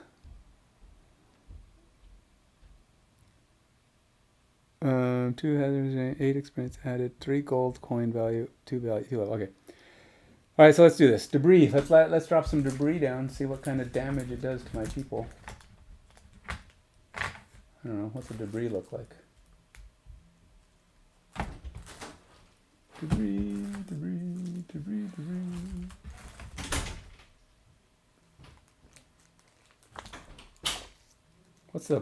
What's the thing say debris looks like? It usually probably has a thing on here. Yeah, it's like rocks and crap.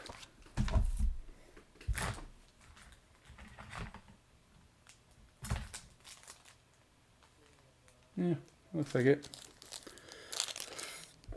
Alright, so we gotta put some debris down on the A's.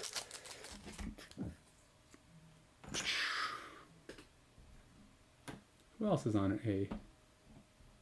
He's on an A. 4 damage actually kills him, because he was damaged already. So my torchbearer bit the big one. That was short-lived, but hey, whatever.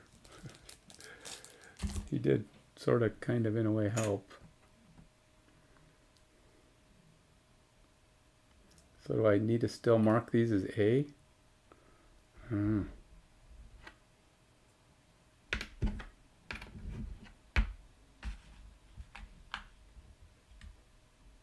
Where'd it go? I had a second A. I don't know what I did with it. I did put it down somewhere.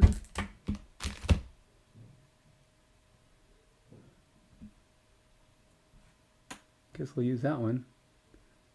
I don't know where the one was that it was on that spot. I'm staring at it, I'm sure, but I don't see it. Too much clutter. All this clutter, what will I do? Help? Clutter? No está bien. Clutter has disappeared the A from my site. It's gone. That's not an A, but you know what? I'm thinking don't stand on those squares. That would probably be good.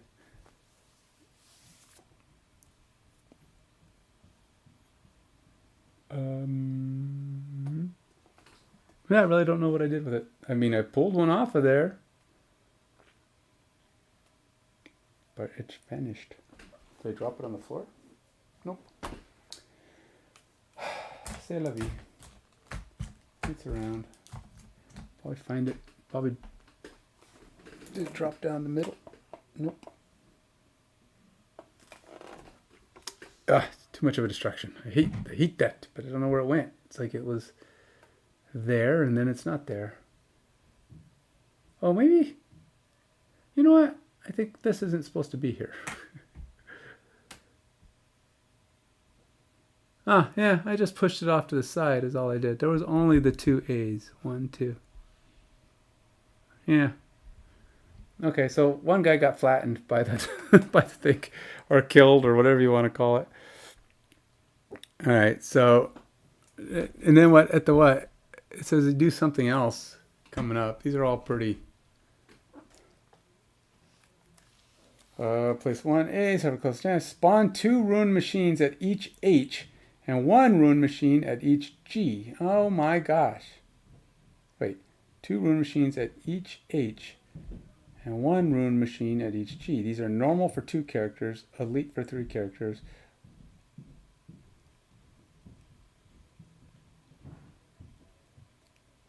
Oh, I don't think you're putting 2 at each H. I think you're putting 2, 1 on each H.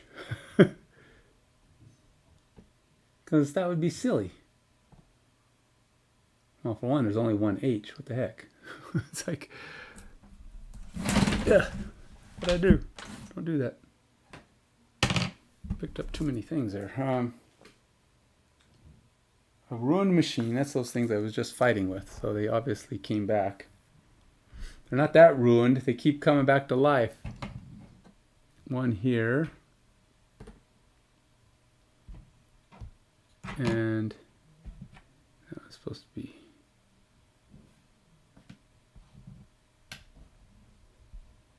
F, G, C. Oh, and there is. There's an H over here that I didn't actually... I must have forgot to put down.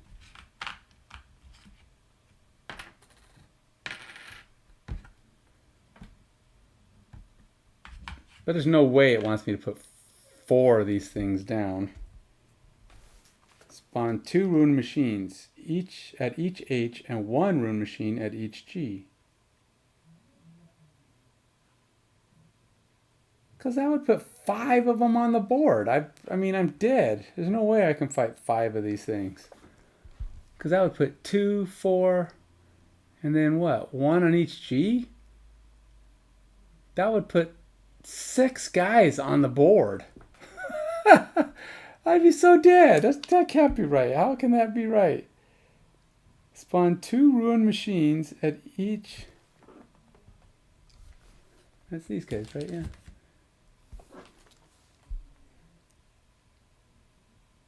These are normal for 2 characters, elite for 3 characters, or all elite. Set up the 1D as depicted. Oh, 1D. Oh, so now we're on to this other.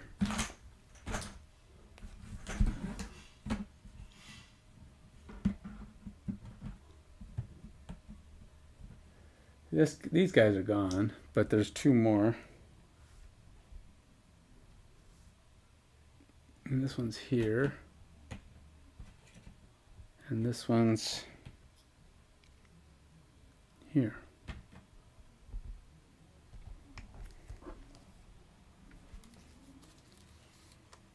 I have no chance of surviving against 5 of these and 2 guys shooting at me if they really want me to put 2 rune machines at each H. It's like impossible. I don't even see that. How the heck?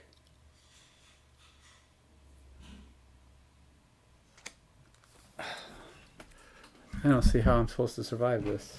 I don't think there's any miracle in the world that's going to get me through this. And then this is only, I'm not even halfway down yet. I've gone down 4 floors and they're putting 2 H's. They're basically putting 8 guys on me right now. There's 2 at each H. So here's 2 on this H. And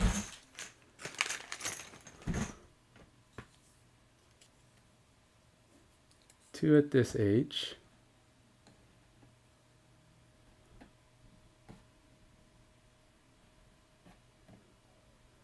And then 1 at each G. This is dumb. I don't even think this is possible. This is stupid. There's no way. There's no possible way I survive this. I'm gonna die like in 2 turns.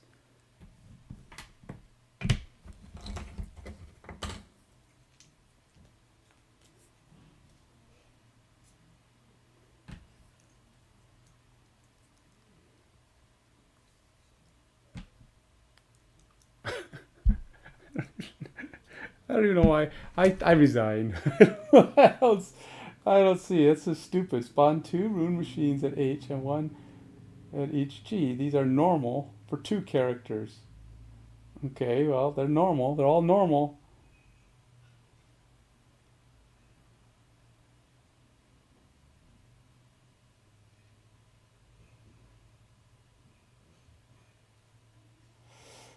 Follow the same rules as tile 1B. Place 2 damage tokens to the right of it.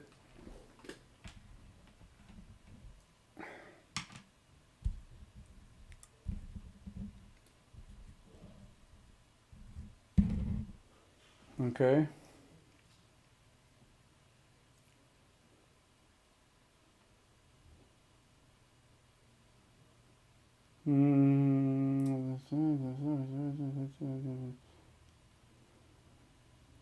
Pebbles rain down at B. So B we want to avoid. Stay off the B tokens. Because there's pebbles raining down that have no effect there.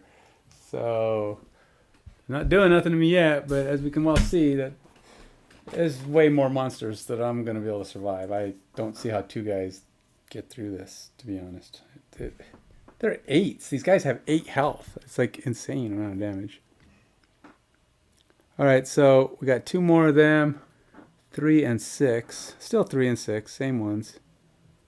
They've never been hit because I never went after them. I mean, this is gone technically. That one's been, we floated past it.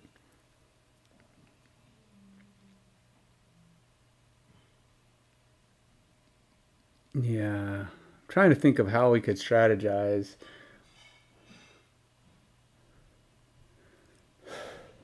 We definitely need area of effect in here, but I don't think I have enough of it.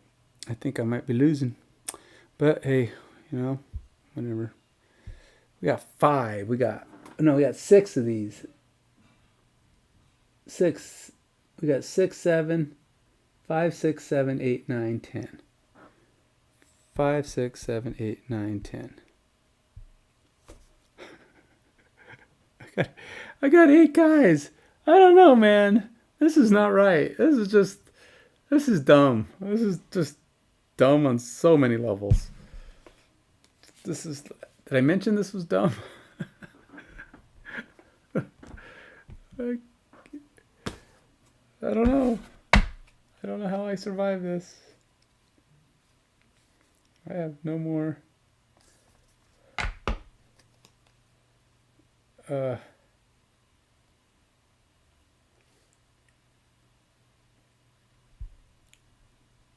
Well,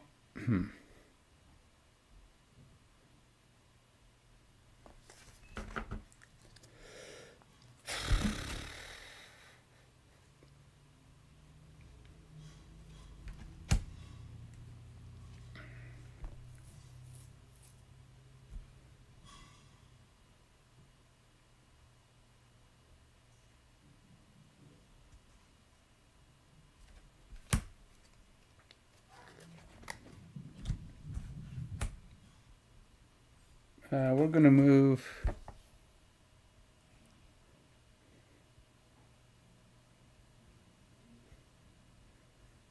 We're gonna move as fast as reasonable. We're gonna move fast. Yep, we're doing it. 52 for Royce.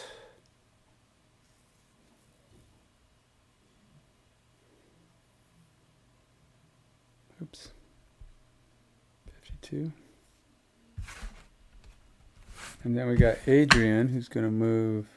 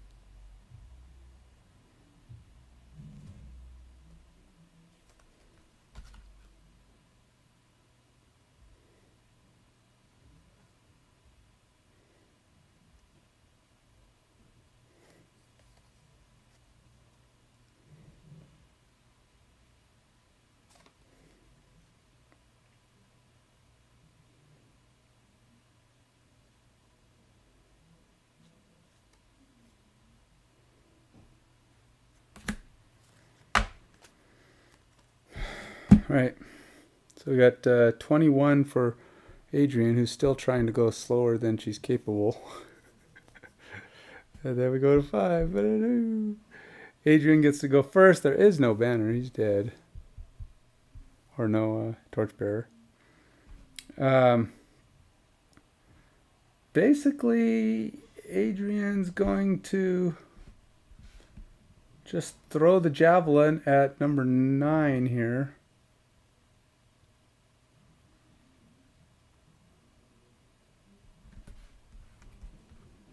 Yep. 3 damage. No damage, but we do get to shuffle it in. So basically the entire turn was wasted off of that. That was nice. So yeah, we are not having a good outing, troops. Things like when you have 10 guys or 8 guys to fight against, I don't know. This is like, did they even consider that 2 guys can't take on 8 at level 2? It's just economy of scale, folks. You can't have 8 guys pounding on you. Even if they're only doing 1 damage apiece, that's 8 damage. On the average. Of course, they aren't doing that much each, but that's still.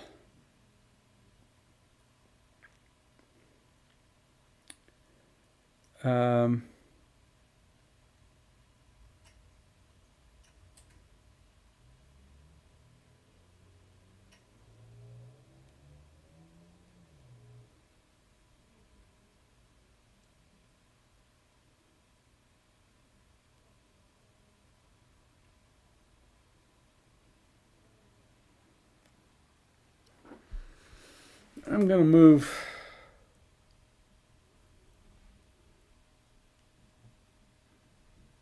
one. And for my second, I can't do that. Never mind. It's wrong attack. I can only do this one. Grant 3 allies within a range of 4/2 movement. What are you doing, man? You going to do anything that's useful with your speed?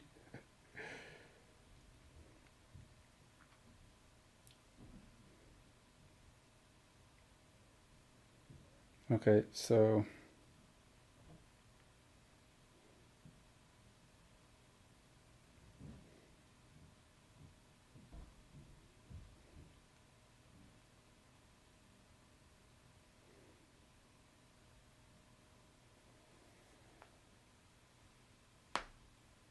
ugh. All right, so 2 movement.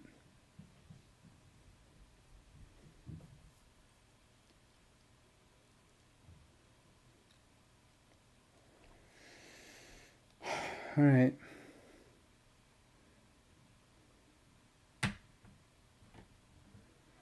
I'll go over there. And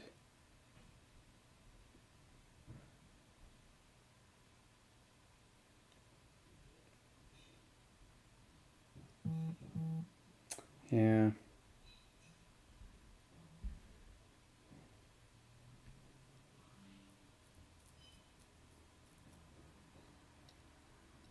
He can't get on that other thing. He doesn't have the movement yet.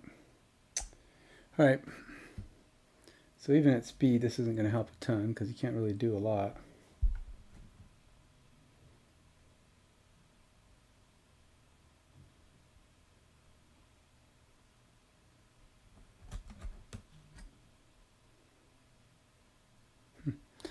All right, so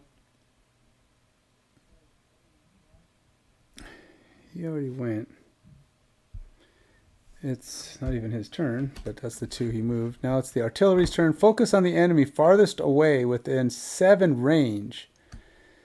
1, 2, 3, 4, 5, 6, 7, which is Royce, of course. 1, 2, 3, 4, 5, 6, 7. Okay, so they can both, Royce and Adrian, take a hit. So this guy, number 6 there, is going to take a shot at Royce for 1 damage. 2 damage on Royce.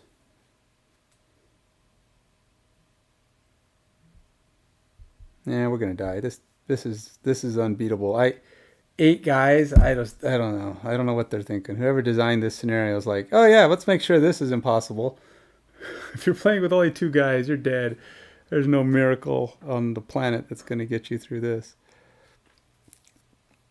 Yeah, it's just stupid. And then the other one's going to hit Adrian for nothing. Okay.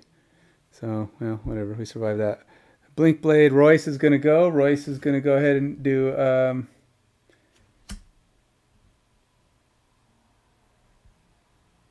he's going to turn this on. Which doesn't really do anything for him now, but hopefully it'll help in the future. And he's healing both of us for 2. Because he does 2 healing for everybody who's within 1 range. That's all. So 1, 2. 1, 2. But with these monsters attacking me, it really doesn't matter. But that thing he turned on is worth 2 XP though.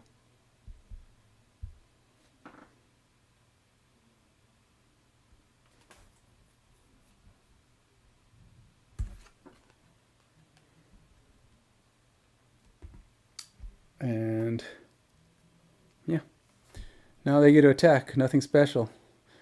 They're going to do 1 damage. First guy hits Royce. He's a 9. He does 1. Oh, he does 1 damage to Royce. Next guy can move 2, which means he can move on to this stupid debris. And he's going to hit the guy highest up, which is Adrian, for 1 damage. Times 2 plus 1 damage is 2 damage. Other guys just get a close in on me. 1, 2, 1, 2, 1, 2, 1, 2. He gets close enough, so he gets to hit Adrian again. So it's 1 damage. 1 damage. Just little pinks, pink away. Pummel, pummel, pummel. All right, so that's that. At this point, I don't even know what to do.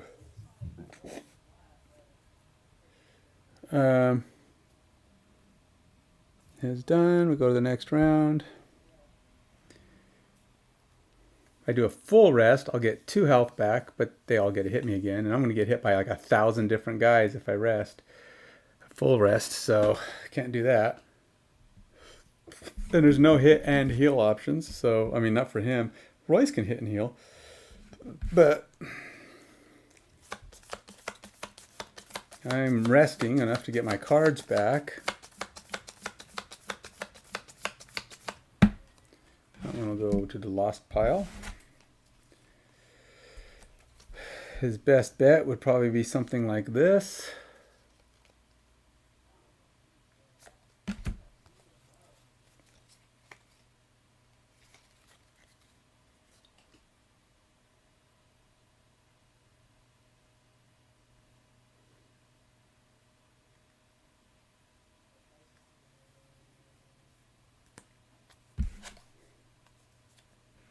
Which means I've got to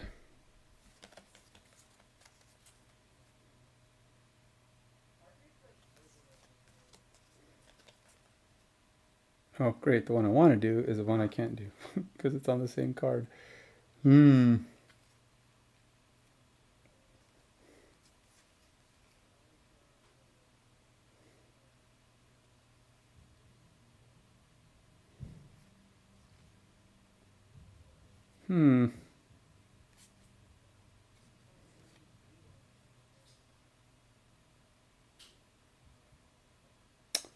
Well,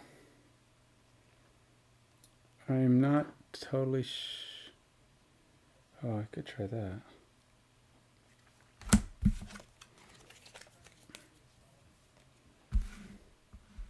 You know what? Screw this dawdler thing. If I'm going to have any chance, I got to move faster. That's just, screw that nonsense, man.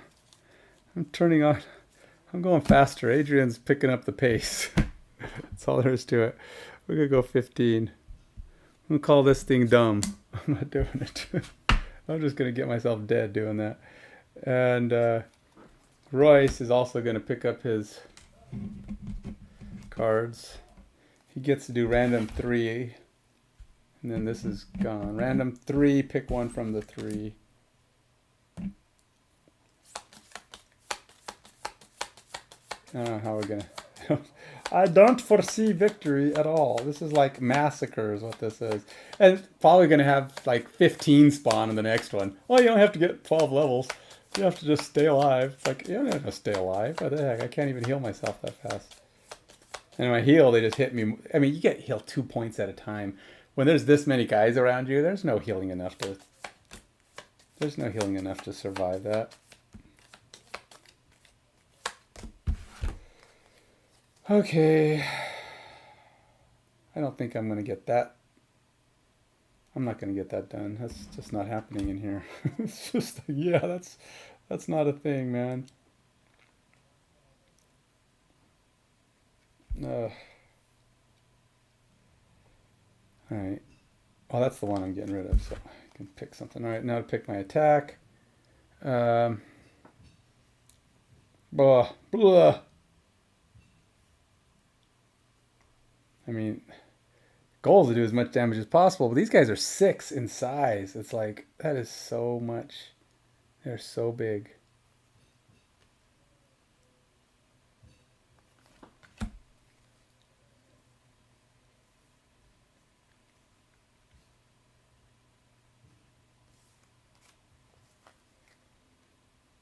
All right, we'll try that. Wait, what? Oh, these are the cards he didn't use. Oh, you know what? I'm going to do that one. Because it's time to... No more dilly-dallying, man. gotta do as much as we can. So 19. All right, let's see how this goes. Oh, good. We got to go first. Well, let's do as much damage as we can and hope for miracles. That's all I can say. All right, so we're already in position for tip of the spear. So I'm just going to take a shot with tip of the spear. This one is a range of... Well, the range is... I'm on Pierce. They don't have any armor anyway. We're hitting these 2 guys. We've got this straight line on them. It'll hit 2 guys. It's 3 damage on both of them. Plus whatever, whatever. Oh, I got to shuffle this up because I have a... I had a reshuffler in there.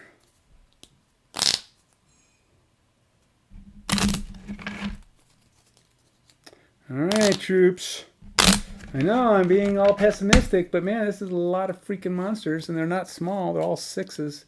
And I don't do 6 damage very often. They're just surrounding me. Alright. So it's 3 damage to the guy in front. Pchoing. Add 1 for each ally. I don't have one adjacent to the target, so that's just adding 1 is all I'm getting. So it's 4 damage to the guy in front, which is number 10. Doink, doink. Doink, doink.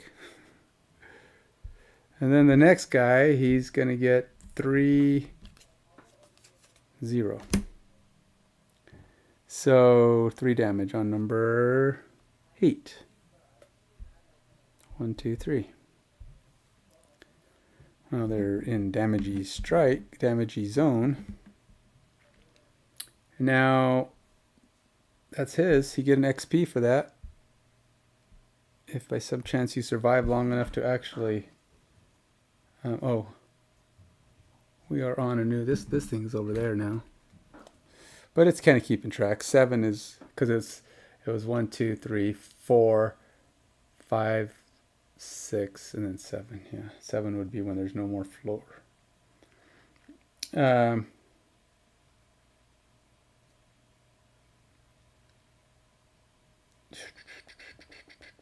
did that. Oh, and then he's given himself +2 shield to the end of the round. So if by chance they shoot at Adrian, he's got shield now. Oh, that's long. Oh, that one. That one should be back in my hand. That was from long ago. Never did use it. Okay. And the tip is... Or, I mean, that was... I used it, but I didn't... it went out. Probably should have used my stun, but... Oh, well. Okay, so now it's Royce's turn. So we got... Adrian is done. Royce is up. Royce makes his fast, quick moves. He is actually just going to say... Screw you guys, man. He's going to do his Cascadian reaction. This is a lost card maneuver. It will use his speed. It's 4 damage on this guy.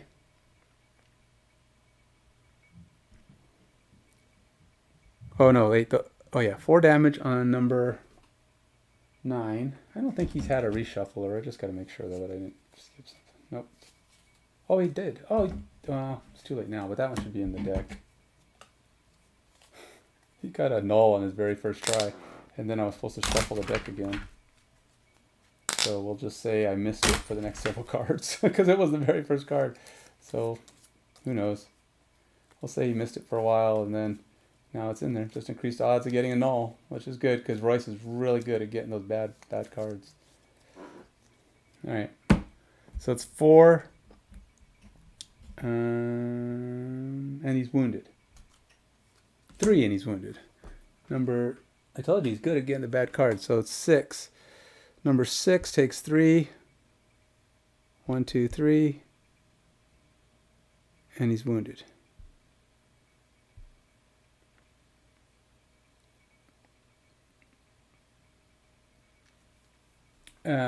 Which only won't kill him. Won't even do any significant damage. But then he gets to move, but he can't really move through a bad guy. So we're going to try and... I am going to move away. What the heck? I'm going to move over here. And... Well, I'm going to move over here and try to kill this guy. He moved 3. He does get an XP. He's actually getting 2 XP for this action. And this guy's going to be wounded as well. He's going to take 3. 5 damage. So that guy will probably die. What number is he? Number 10. Number 10 is way dead.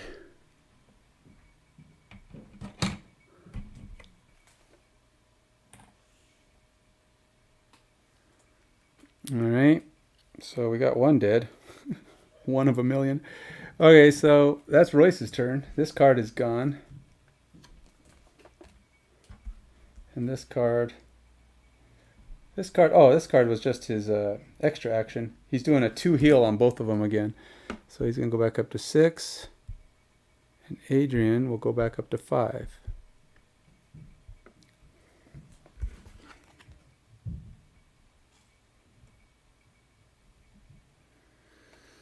He's doing more healing than Adrian does. Okay, well at least that's something. The massive blast. They're doing this big explosion thing, but it's only 3 range. Only does 1 at the most. Number 6 is doing his massive blast. 1, 2, 3. It won't reach. It'll hit Royce. Is the only one it's going to hit. It's 1 damage. 2 damage. Yay. And then the second guy will shoot 1, 2, 3. It won't hit anybody. Wait. Oh, wait a minute. Oh, no, you can use any part of it, I think. Any part of the blast. So it's 1, 2, 3. 1. So, yeah, this one doesn't hit anybody. He can't quite reach. So, I mean, he hit his own guys, but that don't count. So, now the machines. 1 movement. Oh, they're going to totally surround me here. Okay, so you do them in order. So, the smallest one is 5. He'll go here. Number 6 doesn't have to move. 5 can't hit. 6 takes his shot. He's doing 2 damage on Adrian. -2. Yes, finally something good happened. So 7 goes. 7 is here. So he'll zip up into the fray here. And he hits for 2, which would be +1 is 3. I got to get rid of a card. I can't take 3 damage. It's just too much. Yeah, that one's...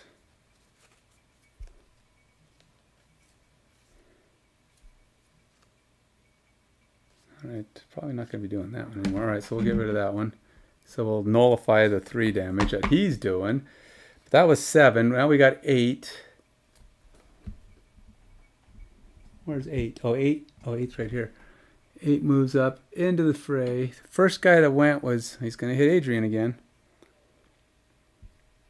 -1, so he takes 1 damage.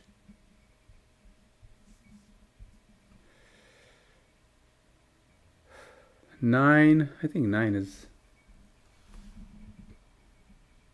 Oh, so it's 10 that's dead. I didn't take 10 off the board. 9 is up. 9 just... 9 will move up and surround me. 2 damage on Adrian, of course. For that. We're so dead. We're so dead. This is so dumb. I can't believe they put so many guys against you on this. They really make sure you don't have a chance. I'll basically have to discard a card every time next time.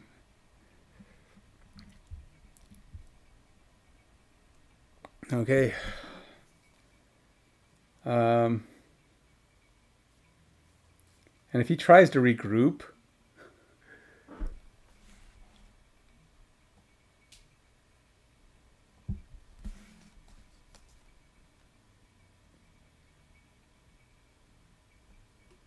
I mean, I could just have him move, make them all have to shuffle to get to him, but that guy, those stupid rocket launcher guys are going to be able to...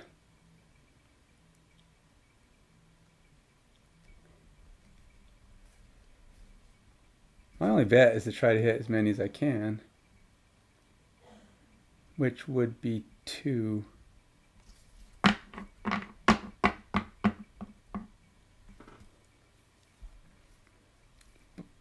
And it's...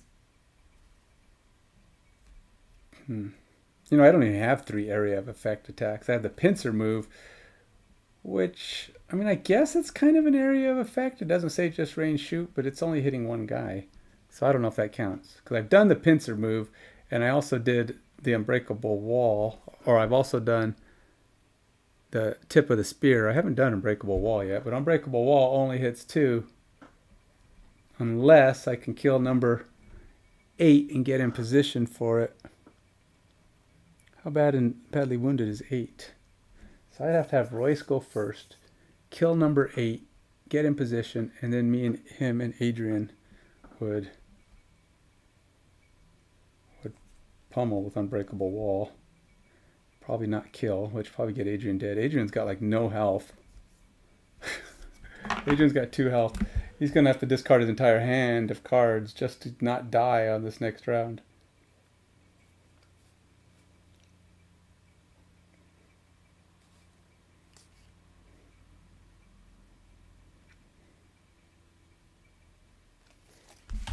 Can he like...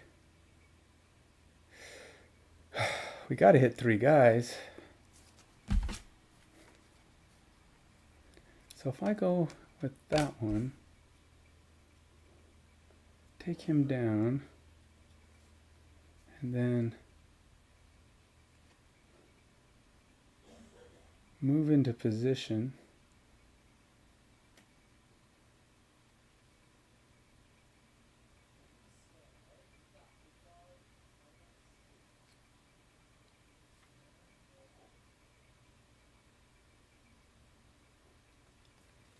Do that one.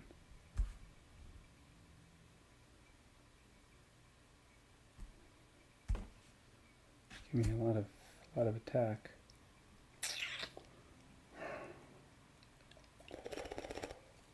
Blah blah blah blah blah blah blah blah blah. And I can't go fast either. I used up my speed.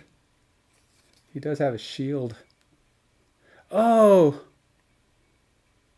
I did put my. Oh, it only applied for range effects, and of course, that one time they didn't actually get attacked. Whatever. The one time I had a range effect thing on, it didn't actually get shot at. And that guy's gone. I'm trying to figure out how to make some progress here.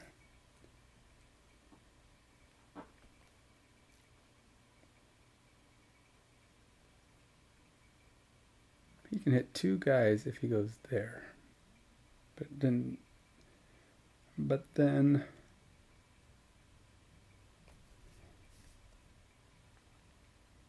I think his best shot is probably something like that. Do I have a ignore the slow effects card? That one doesn't move though. So if I go slow, yeah, let's do this one.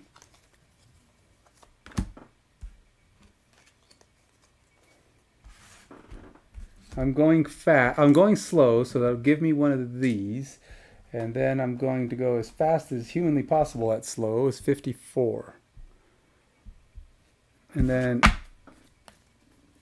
Royce, or Adrian, is going to try to do this thing with his partner's help. And then, if he's still alive, if he's still alive,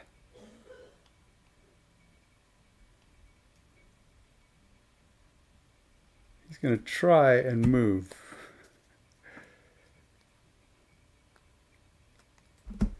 If he's still alive, which is 83. So the other guy's going to go first. So he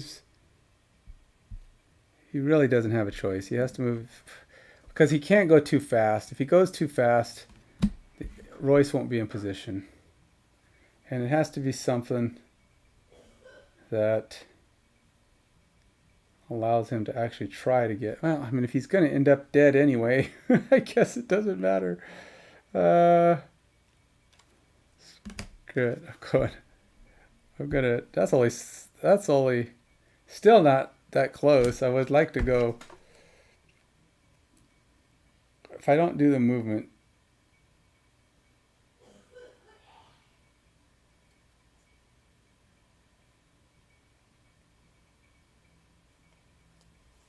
Yeah, let's try it this way. I'm good. Oops, this one. So we're gonna do 25. So he's 24 or 54. Oh no! What is the work I gotta run? I gotta go super slow. I barely can go that slow. 69. Okay. It's gotta be slower than. Oh, gonna be so dead. All right, might as well just start throwing cards away because I'm gonna get hit 1,000 times. Oh boy, 69 and 54. Okay.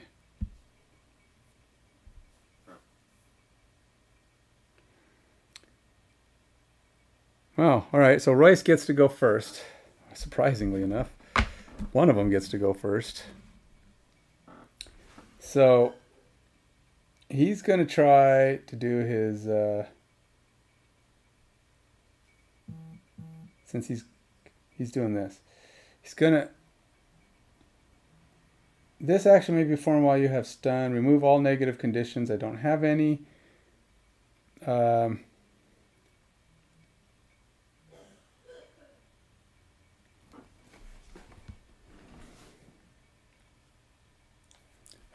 How much damage is this guy in front of me? He's got 3. 9's full health.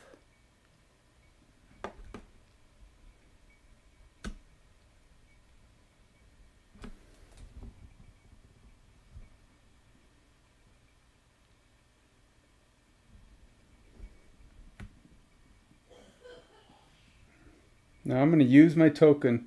I'm not going to move I'm not going to move. I'm throwing the move part out, but I get to use a token to trigger the fast effects instead of my slow effects of my other actions this turn. So that's this thing. Number 8 has only got 3 health.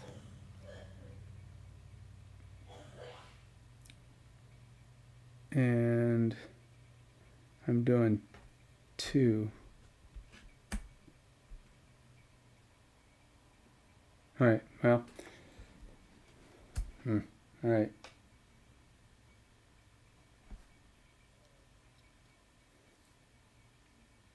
I can't get into position if I fail this attack. But here we go. It's 2 damage. I need 1 extra damage. I can poison him, but that won't do it. I mean, it won't kill him, get him out of the way. I'll have to just,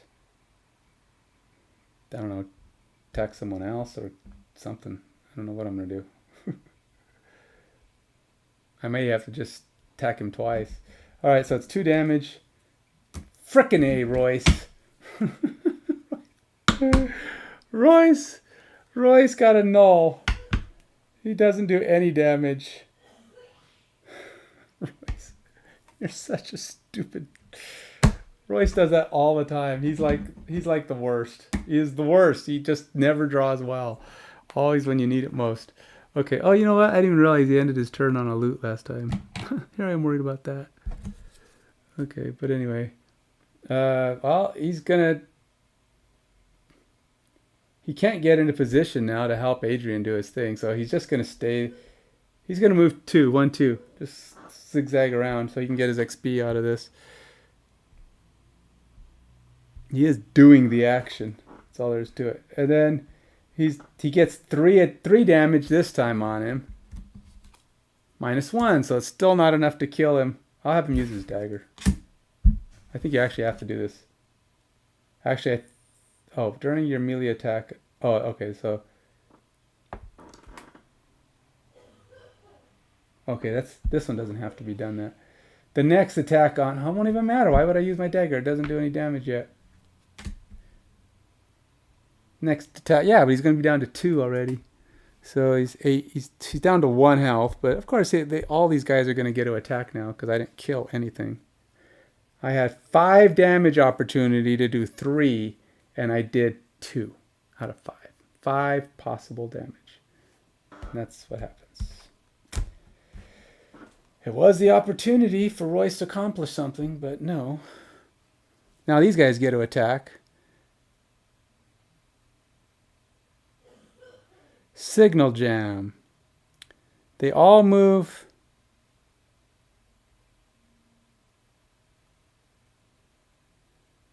Well, they move 2 and they muddle up to 2. So basically, both my guys are going to get muddled. So here's that do something at a disadvantage bit. So, and Ruin Machines. Oh wow, they all suffer 1 damage. One of them actually died.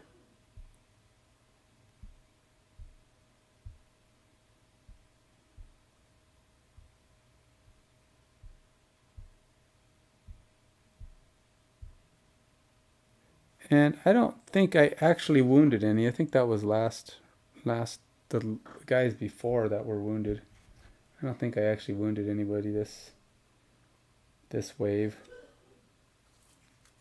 So that one has a wound on him. I just never took it off when I did it to the elite. So they all damage themselves, which I guess is good. But everybody's muddled. So he's got a muddle. He's got a muddle. Well, surprisingly enough, I actually survived because they just happen to have a crap card.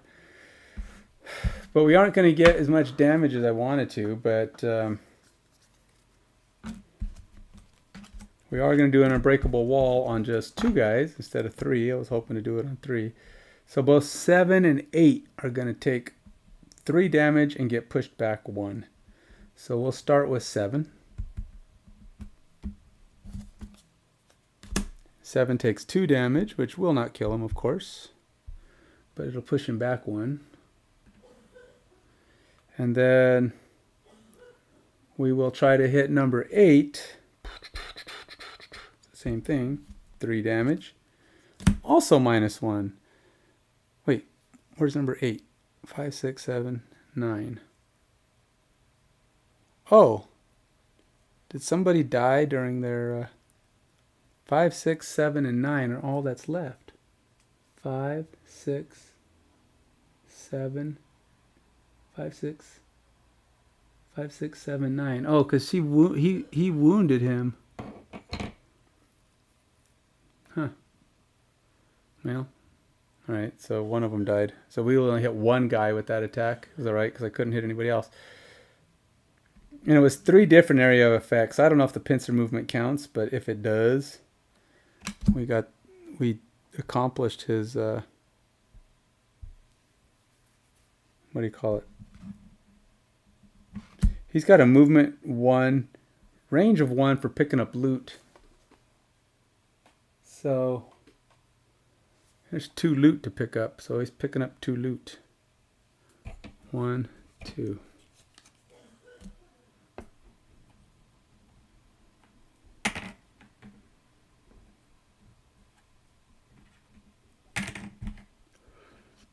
Oh, and yeah, he didn't hit a second guy, so no one else got pushed back. So now the cannons get a fire. Range of 5, 3 damage. 1, 2, 3, 4, 5. 1, 2, 3, 4, 5. 1, 2, 3, 4. 1, 2, 3, 4, 5. All right, he can hit Royce. 3 damage on Royce from the one that's closest to him. Yep, 3 damage on Royce. Here we go. So they both have the helmet that reduces the damage. So it's 4 damage on Royce. Royce is going to have to get rid of a card as well. Royce can't take 4 damage.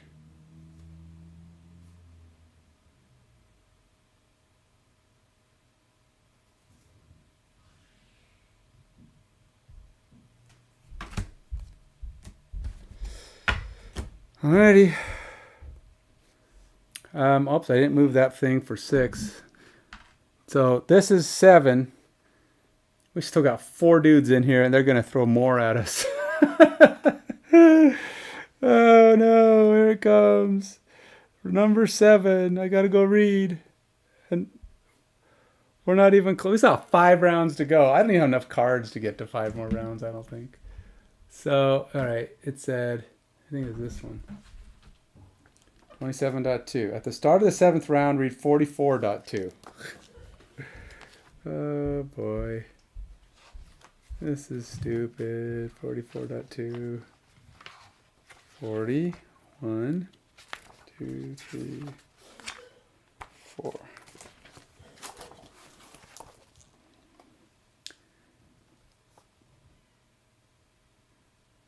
A shadow cast from overhead. You turn to where the first debris began to fall and watch as a bulky mechanical structure lands, thudding onto the platform next to you. Several blades extend from its body, and the creature begins to rotate, spinning faster and faster, filling the air with high-pitched screams.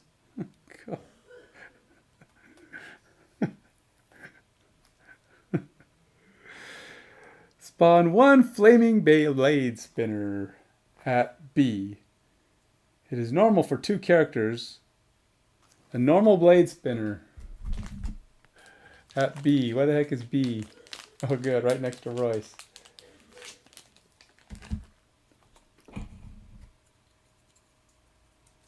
I haven't even read the crap. I'm sure there's some crap involved with this thing. And these guys are gone, so they won't be shooting at me.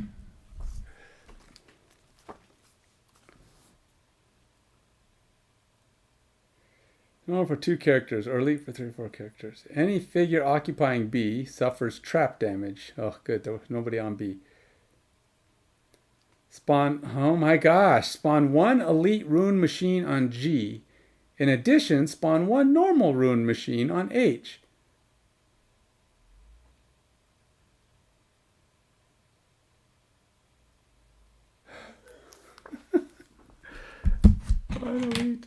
There's like no freaking way. I don't understand how they think anybody could survive this with only 2 people. Like, I had 8 guys going at it. I'm still dealing with 4. I'm half dead as it is.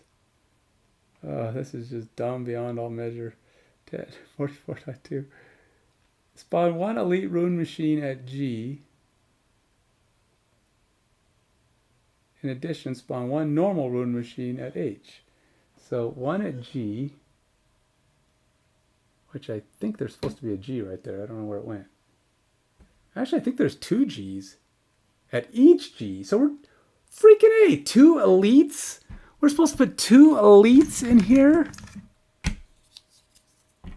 And it's like, this doesn't even care what level you are. It just says, yeah, we're giving you the hardest possible thing you can get. You're not. In addition, spawn 1 normal rune machine. So spawn 1 elite at each G, and then spawn 1 normal at each H. How many H's do I have? I don't even know where the H's are supposed to be. I don't see any H's. How many H's are there on this thing? It's 2 H's. So another 2 of these things. I don't even have. I'm not even killing them fast as they're coming in. Got an H here, and an H way over there. Look at that. 3, 6, 7, 8. You got 9 guys on you, and you still got five floors to go. 9 rounds. You got, and a giant boss guy in the middle, or blade spinner, whatever the heck he is. I mean, he's a boss guy as far as I'm concerned. That's just like, I don't even think it matters. Why would it matter? I don't even know, where is B supposed to go? It just says set this up. And then you have to read something at the start of the 9th round. I mean, we're not even to all the things yet. It's like, create this thing. Oh, it has 2 more cannons in it, by the way. 3, 6, 7, 8, 9. So this other thing. Oh, it's the same one. Okay, so we have 2 more cannons shooting at me. One that's sitting over here. And then one. I'm not even going to get. I mean, this is like, you're not even. I still got, what, 5 rounds to go. Another round where they're going to throw more crap at me. How does anyone ever survive this? I don't understand it. It's like, I don't even know if I want to. I don't know that I'll even retry it. It's like, it's an impossible. And these, like I said, these aren't even. This doesn't care. I mean, yeah, for 2 characters, some of them are normal, some are elite, but it's not like it changes the quantities. You're still fighting every one of them. Look at that. You got 3, 6, 9, 11 guys going at you 3/4 of the way through the combat. So you've already lost cards. Your health is down to nothing, and they throw 11 guys at you. Well, they're assuming you killed a couple. I did kill a couple of the last round where they gave me 8 guys. I killed like 3 or 4 of them, and then it's like they gave you a bunch more. So That's the stupidest thing. I don't know. Oh, and by the way, there is treasure in here. Yeah, because I'm gonna go get the treasure. Uh, yeah. Now, theoretically, I could try to run, go in there, try to get as many monsters in the room as possible. There won't be many, and then try to jump out and hope that they die. Because we're just going down past these floors. This tile follows the same rules as the previous tile 1B. Place 2 damage tokens to the right of it, 2 to the left. Pebbles rain down at sea, but have no effect.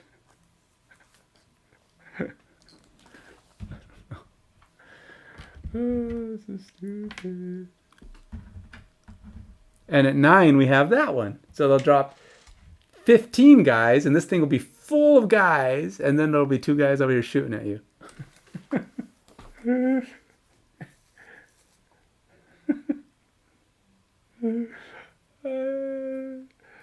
It's just, and you're going to have the same amount. This doesn't even care what the scenario level is. It doesn't even care. So it's not saying if it's scenario level 1 or 2 or 3 or whatever. Nope. It just says you're getting all these guys. You're fighting them or not. But, you know, I don't know. Maybe they'd be weaker because your scenario level lowers the monster levels. But it's impossible. I'm telling you, it's impossible. Maybe when they're weaker, you might be able to get through it. But look how many guys I'd have to be trying to punch through. And I haven't even gotten to the next round. Healing, I don't know. I don't foresee me surviving any longer. I mean, I'm down to like 2 health already on one of my guys. So, and I've already had a discard card, so I'm getting that far. Yeah. All right. I'm gonna go to the gloomy death, I guess, but it's not much I can do. I don't have any more multi attacks. That one's not gonna do anything.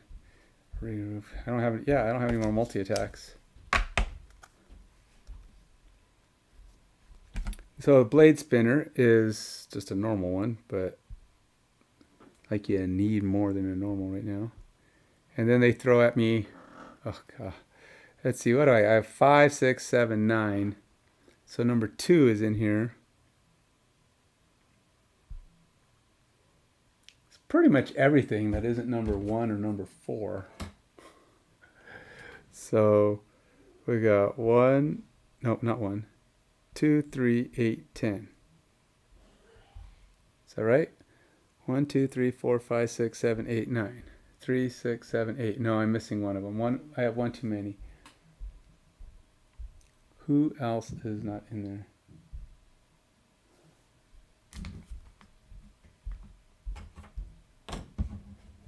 3, 6, 7, 8.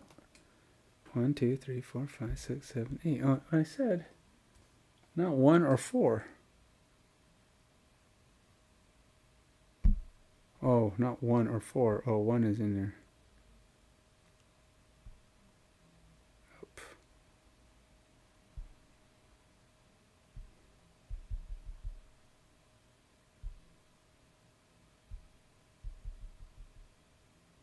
Okay. So that's all the bad guys I have. And 3 and 6 are perfect health because I've never actually fought with them. And then, yeah.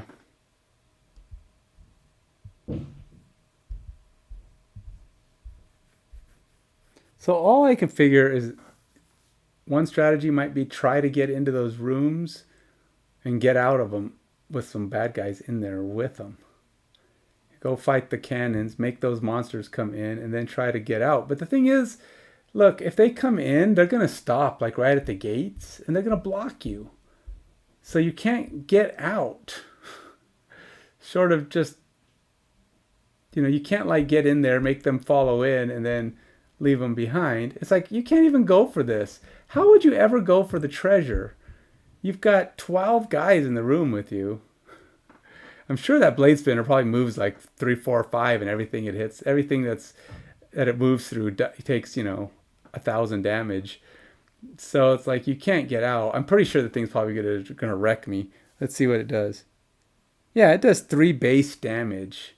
So no matter what happens, I mean, even on its basic form, it does. Even on its basic form, he's doing 3 damage.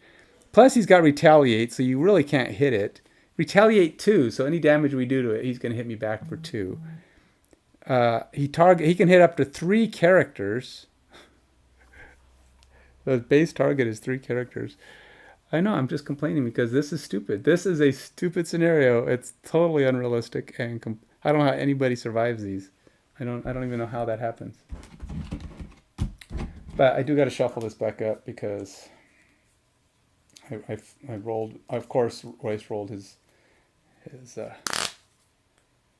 let's die fast maneuver.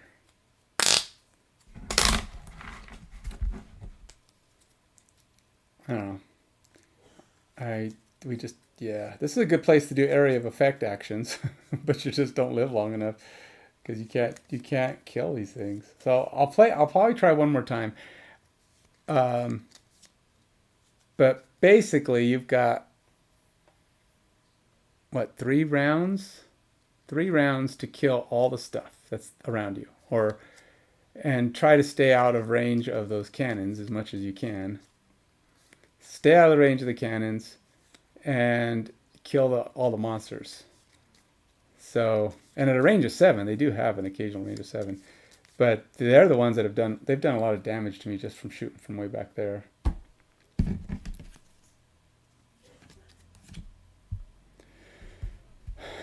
There's no regrouping. I got to rest again because I need my cards.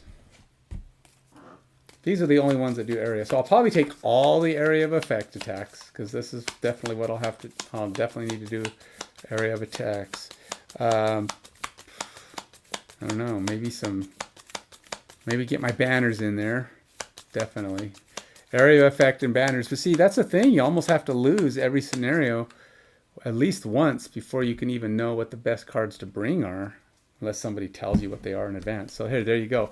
If you're doing the Derelict Elevator scenario, bring damage enhancement and area of effect. Huge damage enhancement, area of effect. You're going to want to do as much damage as you can as quick as possible. You don't have to worry about movement that much. There's not a ton of movement even in here. You don't have to move a lot. I mean, you could try, but it's the quick movements, short little dot jaunts around where you're moving around is what you need, but you don't need to move distance. So focus on your your area of effect, because you want to do as much damage as possible to as many things as possible, because there are going to be a lot of bad guys to kill. And if you're staying on top of things, like if I managed to stay ahead and kill those guys that were there, I still have a minimum of 8 guys on the board each time. Okay, so they threw 8 more guys at me here, and they threw 6 at me before. You start with like 5 against you. You want to try to. I personally would stay out of the range of the rockets, the cannons, stay as far away as possible. If you're more than 5 away from them, they're only gonna have their range attack. And most of their other attacks are pretty low damage. But they have a couple of closer ones. If you're within 3 or 4, it can be really risky. So stay at least 4 to 5, or 5 or more out of their range. It's your best bet. Otherwise, you go in there, and they keep doing these actions. They push you away. So you're going to have to move up to them and hit them. They have 8.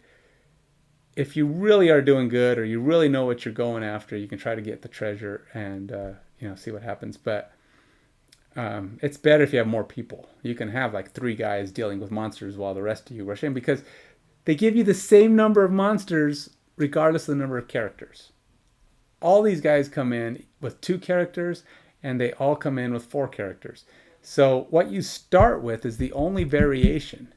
All this other stuff is the same, except the levels of the monsters. Some might be elite, some won't be. So you might get more elites if you're playing more characters, but it's going to be the same number of characters. Are monsters. So with 4 people, you could probably have one guy go get the treasure and deal with maybe the tanks. You can split up. But when you only have 2 and you're dealing with 8 guys, you're basically just trying to stay together and kill off and defend each other. It's a very chaotic, very short area to try to survive. So your chances are slim to crap. Slim crap. That's all I got to say. Um, Again, we're probably not going to get 3 shots off or be able to hit 3 guys just because I don't think I'm going to live long enough for this next attack to happen. But unless they do something nice.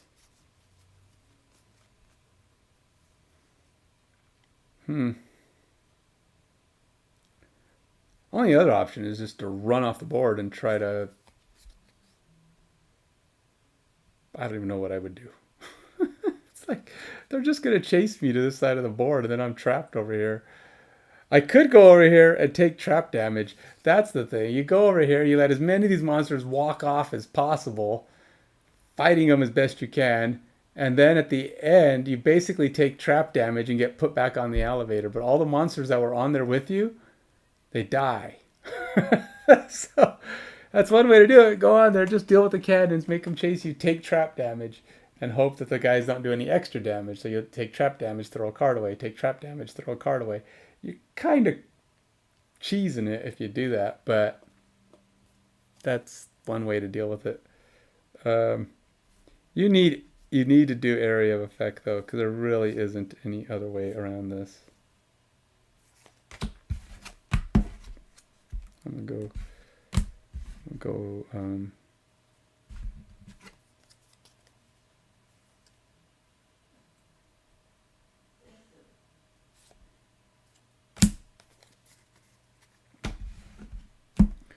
But yeah, having banners, having other things for them to hit would be distracting, but they will hit them, and so they'll probably kill them.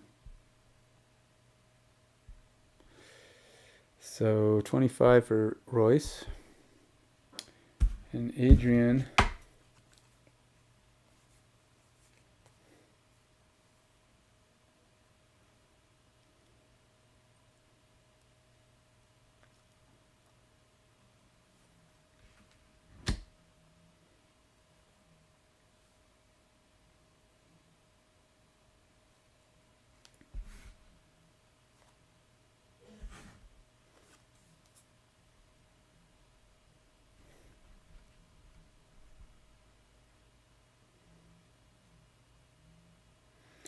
Still trying to go, still has to go slow because he's all out of fast movement.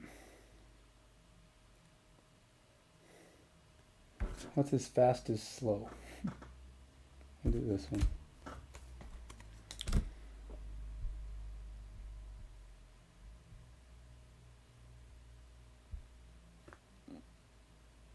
Adrian's the only one that gets to go right now.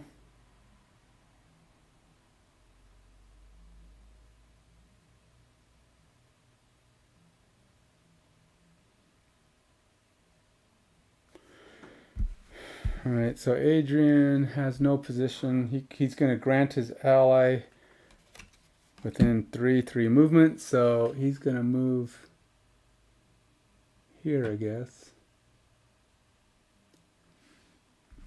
And then they're going to do Unbreakable Wall again for 3 damage. So it's 3 on 9.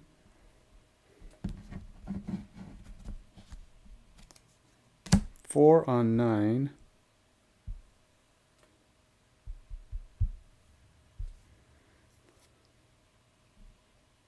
You can't push him back. And then we're doing 3 on 6. 5 on 6. 6 is dead.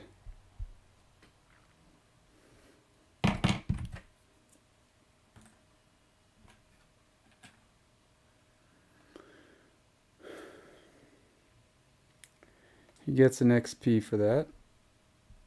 I don't even know why I'm keeping track. Oh, wait. Okay, so that wasn't right. It was actually 5 on the first guy. Oops. Which was 9. So 9 is dead. No, I'm sorry. It was 5 because it was disadvantage. And I was muddled. But muddled is at the end of a turn, so I'm basically muddled for this attack too, which is 0, 3.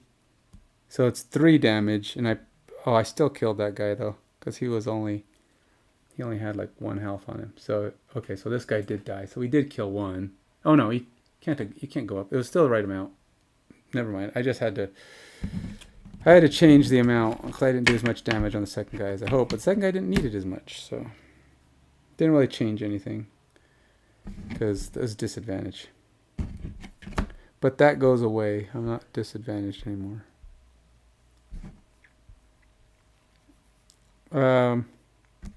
And since the first guy was a +2 +1, it was still +1, which is what I gave him. And then it was the next guy was 0 and 1, and so instead of 2, so I got a 0.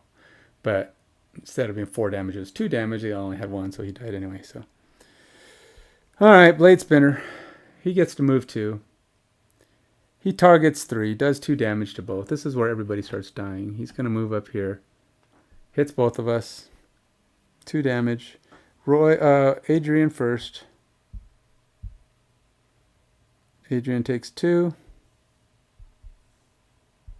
Royce takes 3. Royce takes 2. Adrian takes 3.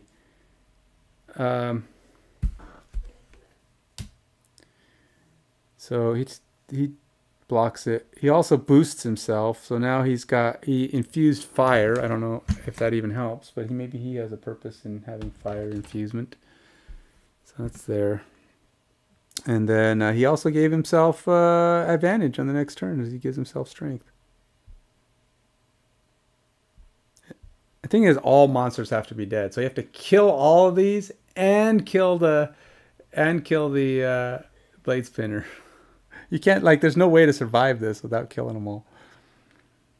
So yeah, I don't know how this works. And that Blade Spinner's 7, and he's got retaliate. Retaliate 2, so if you hit him, he's going to do 2 damage to you. And he targets 3. I don't know.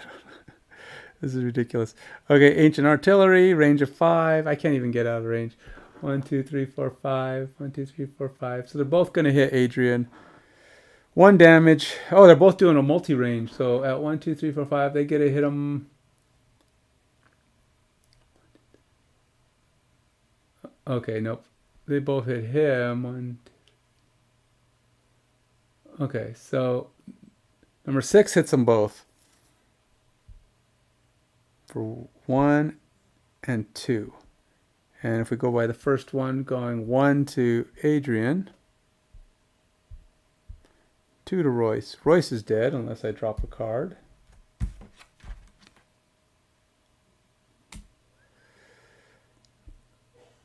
And then the second guy does it. He hits Adrian. Doesn't hit Adrian. No damage. So they're done. And then the Royce gets to go. Royce is going to...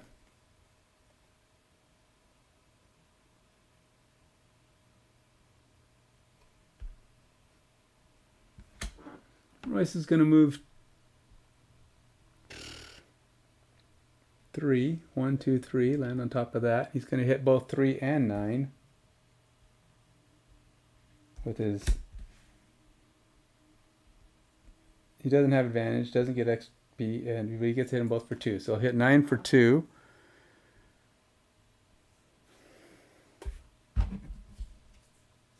Oh wait, he's muddled as well. I forgot. -1. And no. So he'll hit 9 for nothing. And then it'll be the other guy's turn. He's also still muddled. So it's 2. 2. So number 3 takes 2.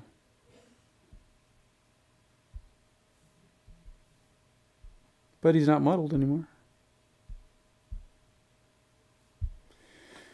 Now they all get a go.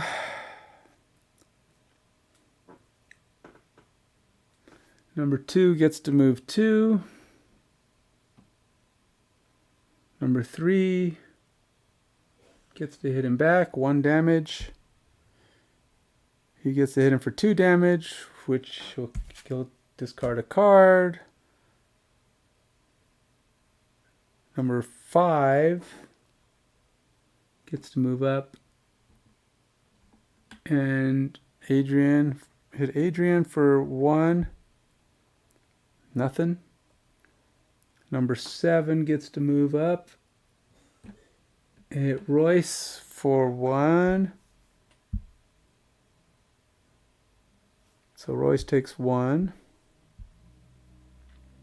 Number 8 gets to move. 1, 2. He gets to hit Royce for 1. He gets to hit Royce for 3. Royce has no cards. Royce is dead. And then number 10 gets to go. It's way over here. The elite. And that's it. So we've got one guy with 1 health left. Royce is done.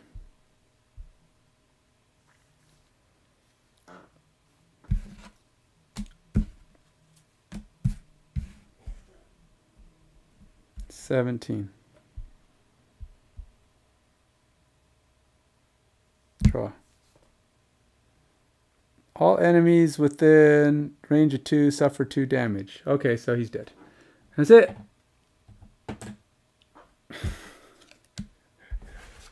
So I'll tell you right now, this looks like a very, very, very, very, very, very near impossible. I mean, I've lost every scenario I've played so far the first time. But all of them I felt like, yeah, I just need to tweak, I'm just off a little bit. Yeah, I lost, but, got a bad hit, this thing. I can adjust and tweak. I'm going to adjust. I'm telling you right now, you get 5 guys to start. You get 8 guys on the next floor. You get 12 guys on the one after that. And they're getting stronger. You're getting elites and you're getting bosses. And then you have to go another round. I haven't even gotten to the next round. Next round, 9 throws more monsters at you. And then you have to get to 12. And all the monsters have to be dead. So for all I know, at 12, they're going to give you more monsters. And you have to get through all of them. Typically, as it is, it's hard enough to win when you have to fight 9 monsters. 9 is kind of the norm. But yes, this is an area of effect, sensitive area. So if you don't have area of effect ability to hit lots of things, you're going to struggle bad on the Derelict Elevator. I'm going to pull all of the stops, all of the area of effects that Adrian has, and hope I can get a mastery out of it, maybe win, but I don't know. I don't think it's possible. But till next time, take it easy. I expect next time will be better, but considering I was only 2/3 of the way through, and this is what you see, 1,000,000 dudes on the board and me dead, I don't have a lot of confidence. But hey, we'll see. I don't know when I'll do it again. Tomorrow night? During the week? Who knows? Anyway, goodbye.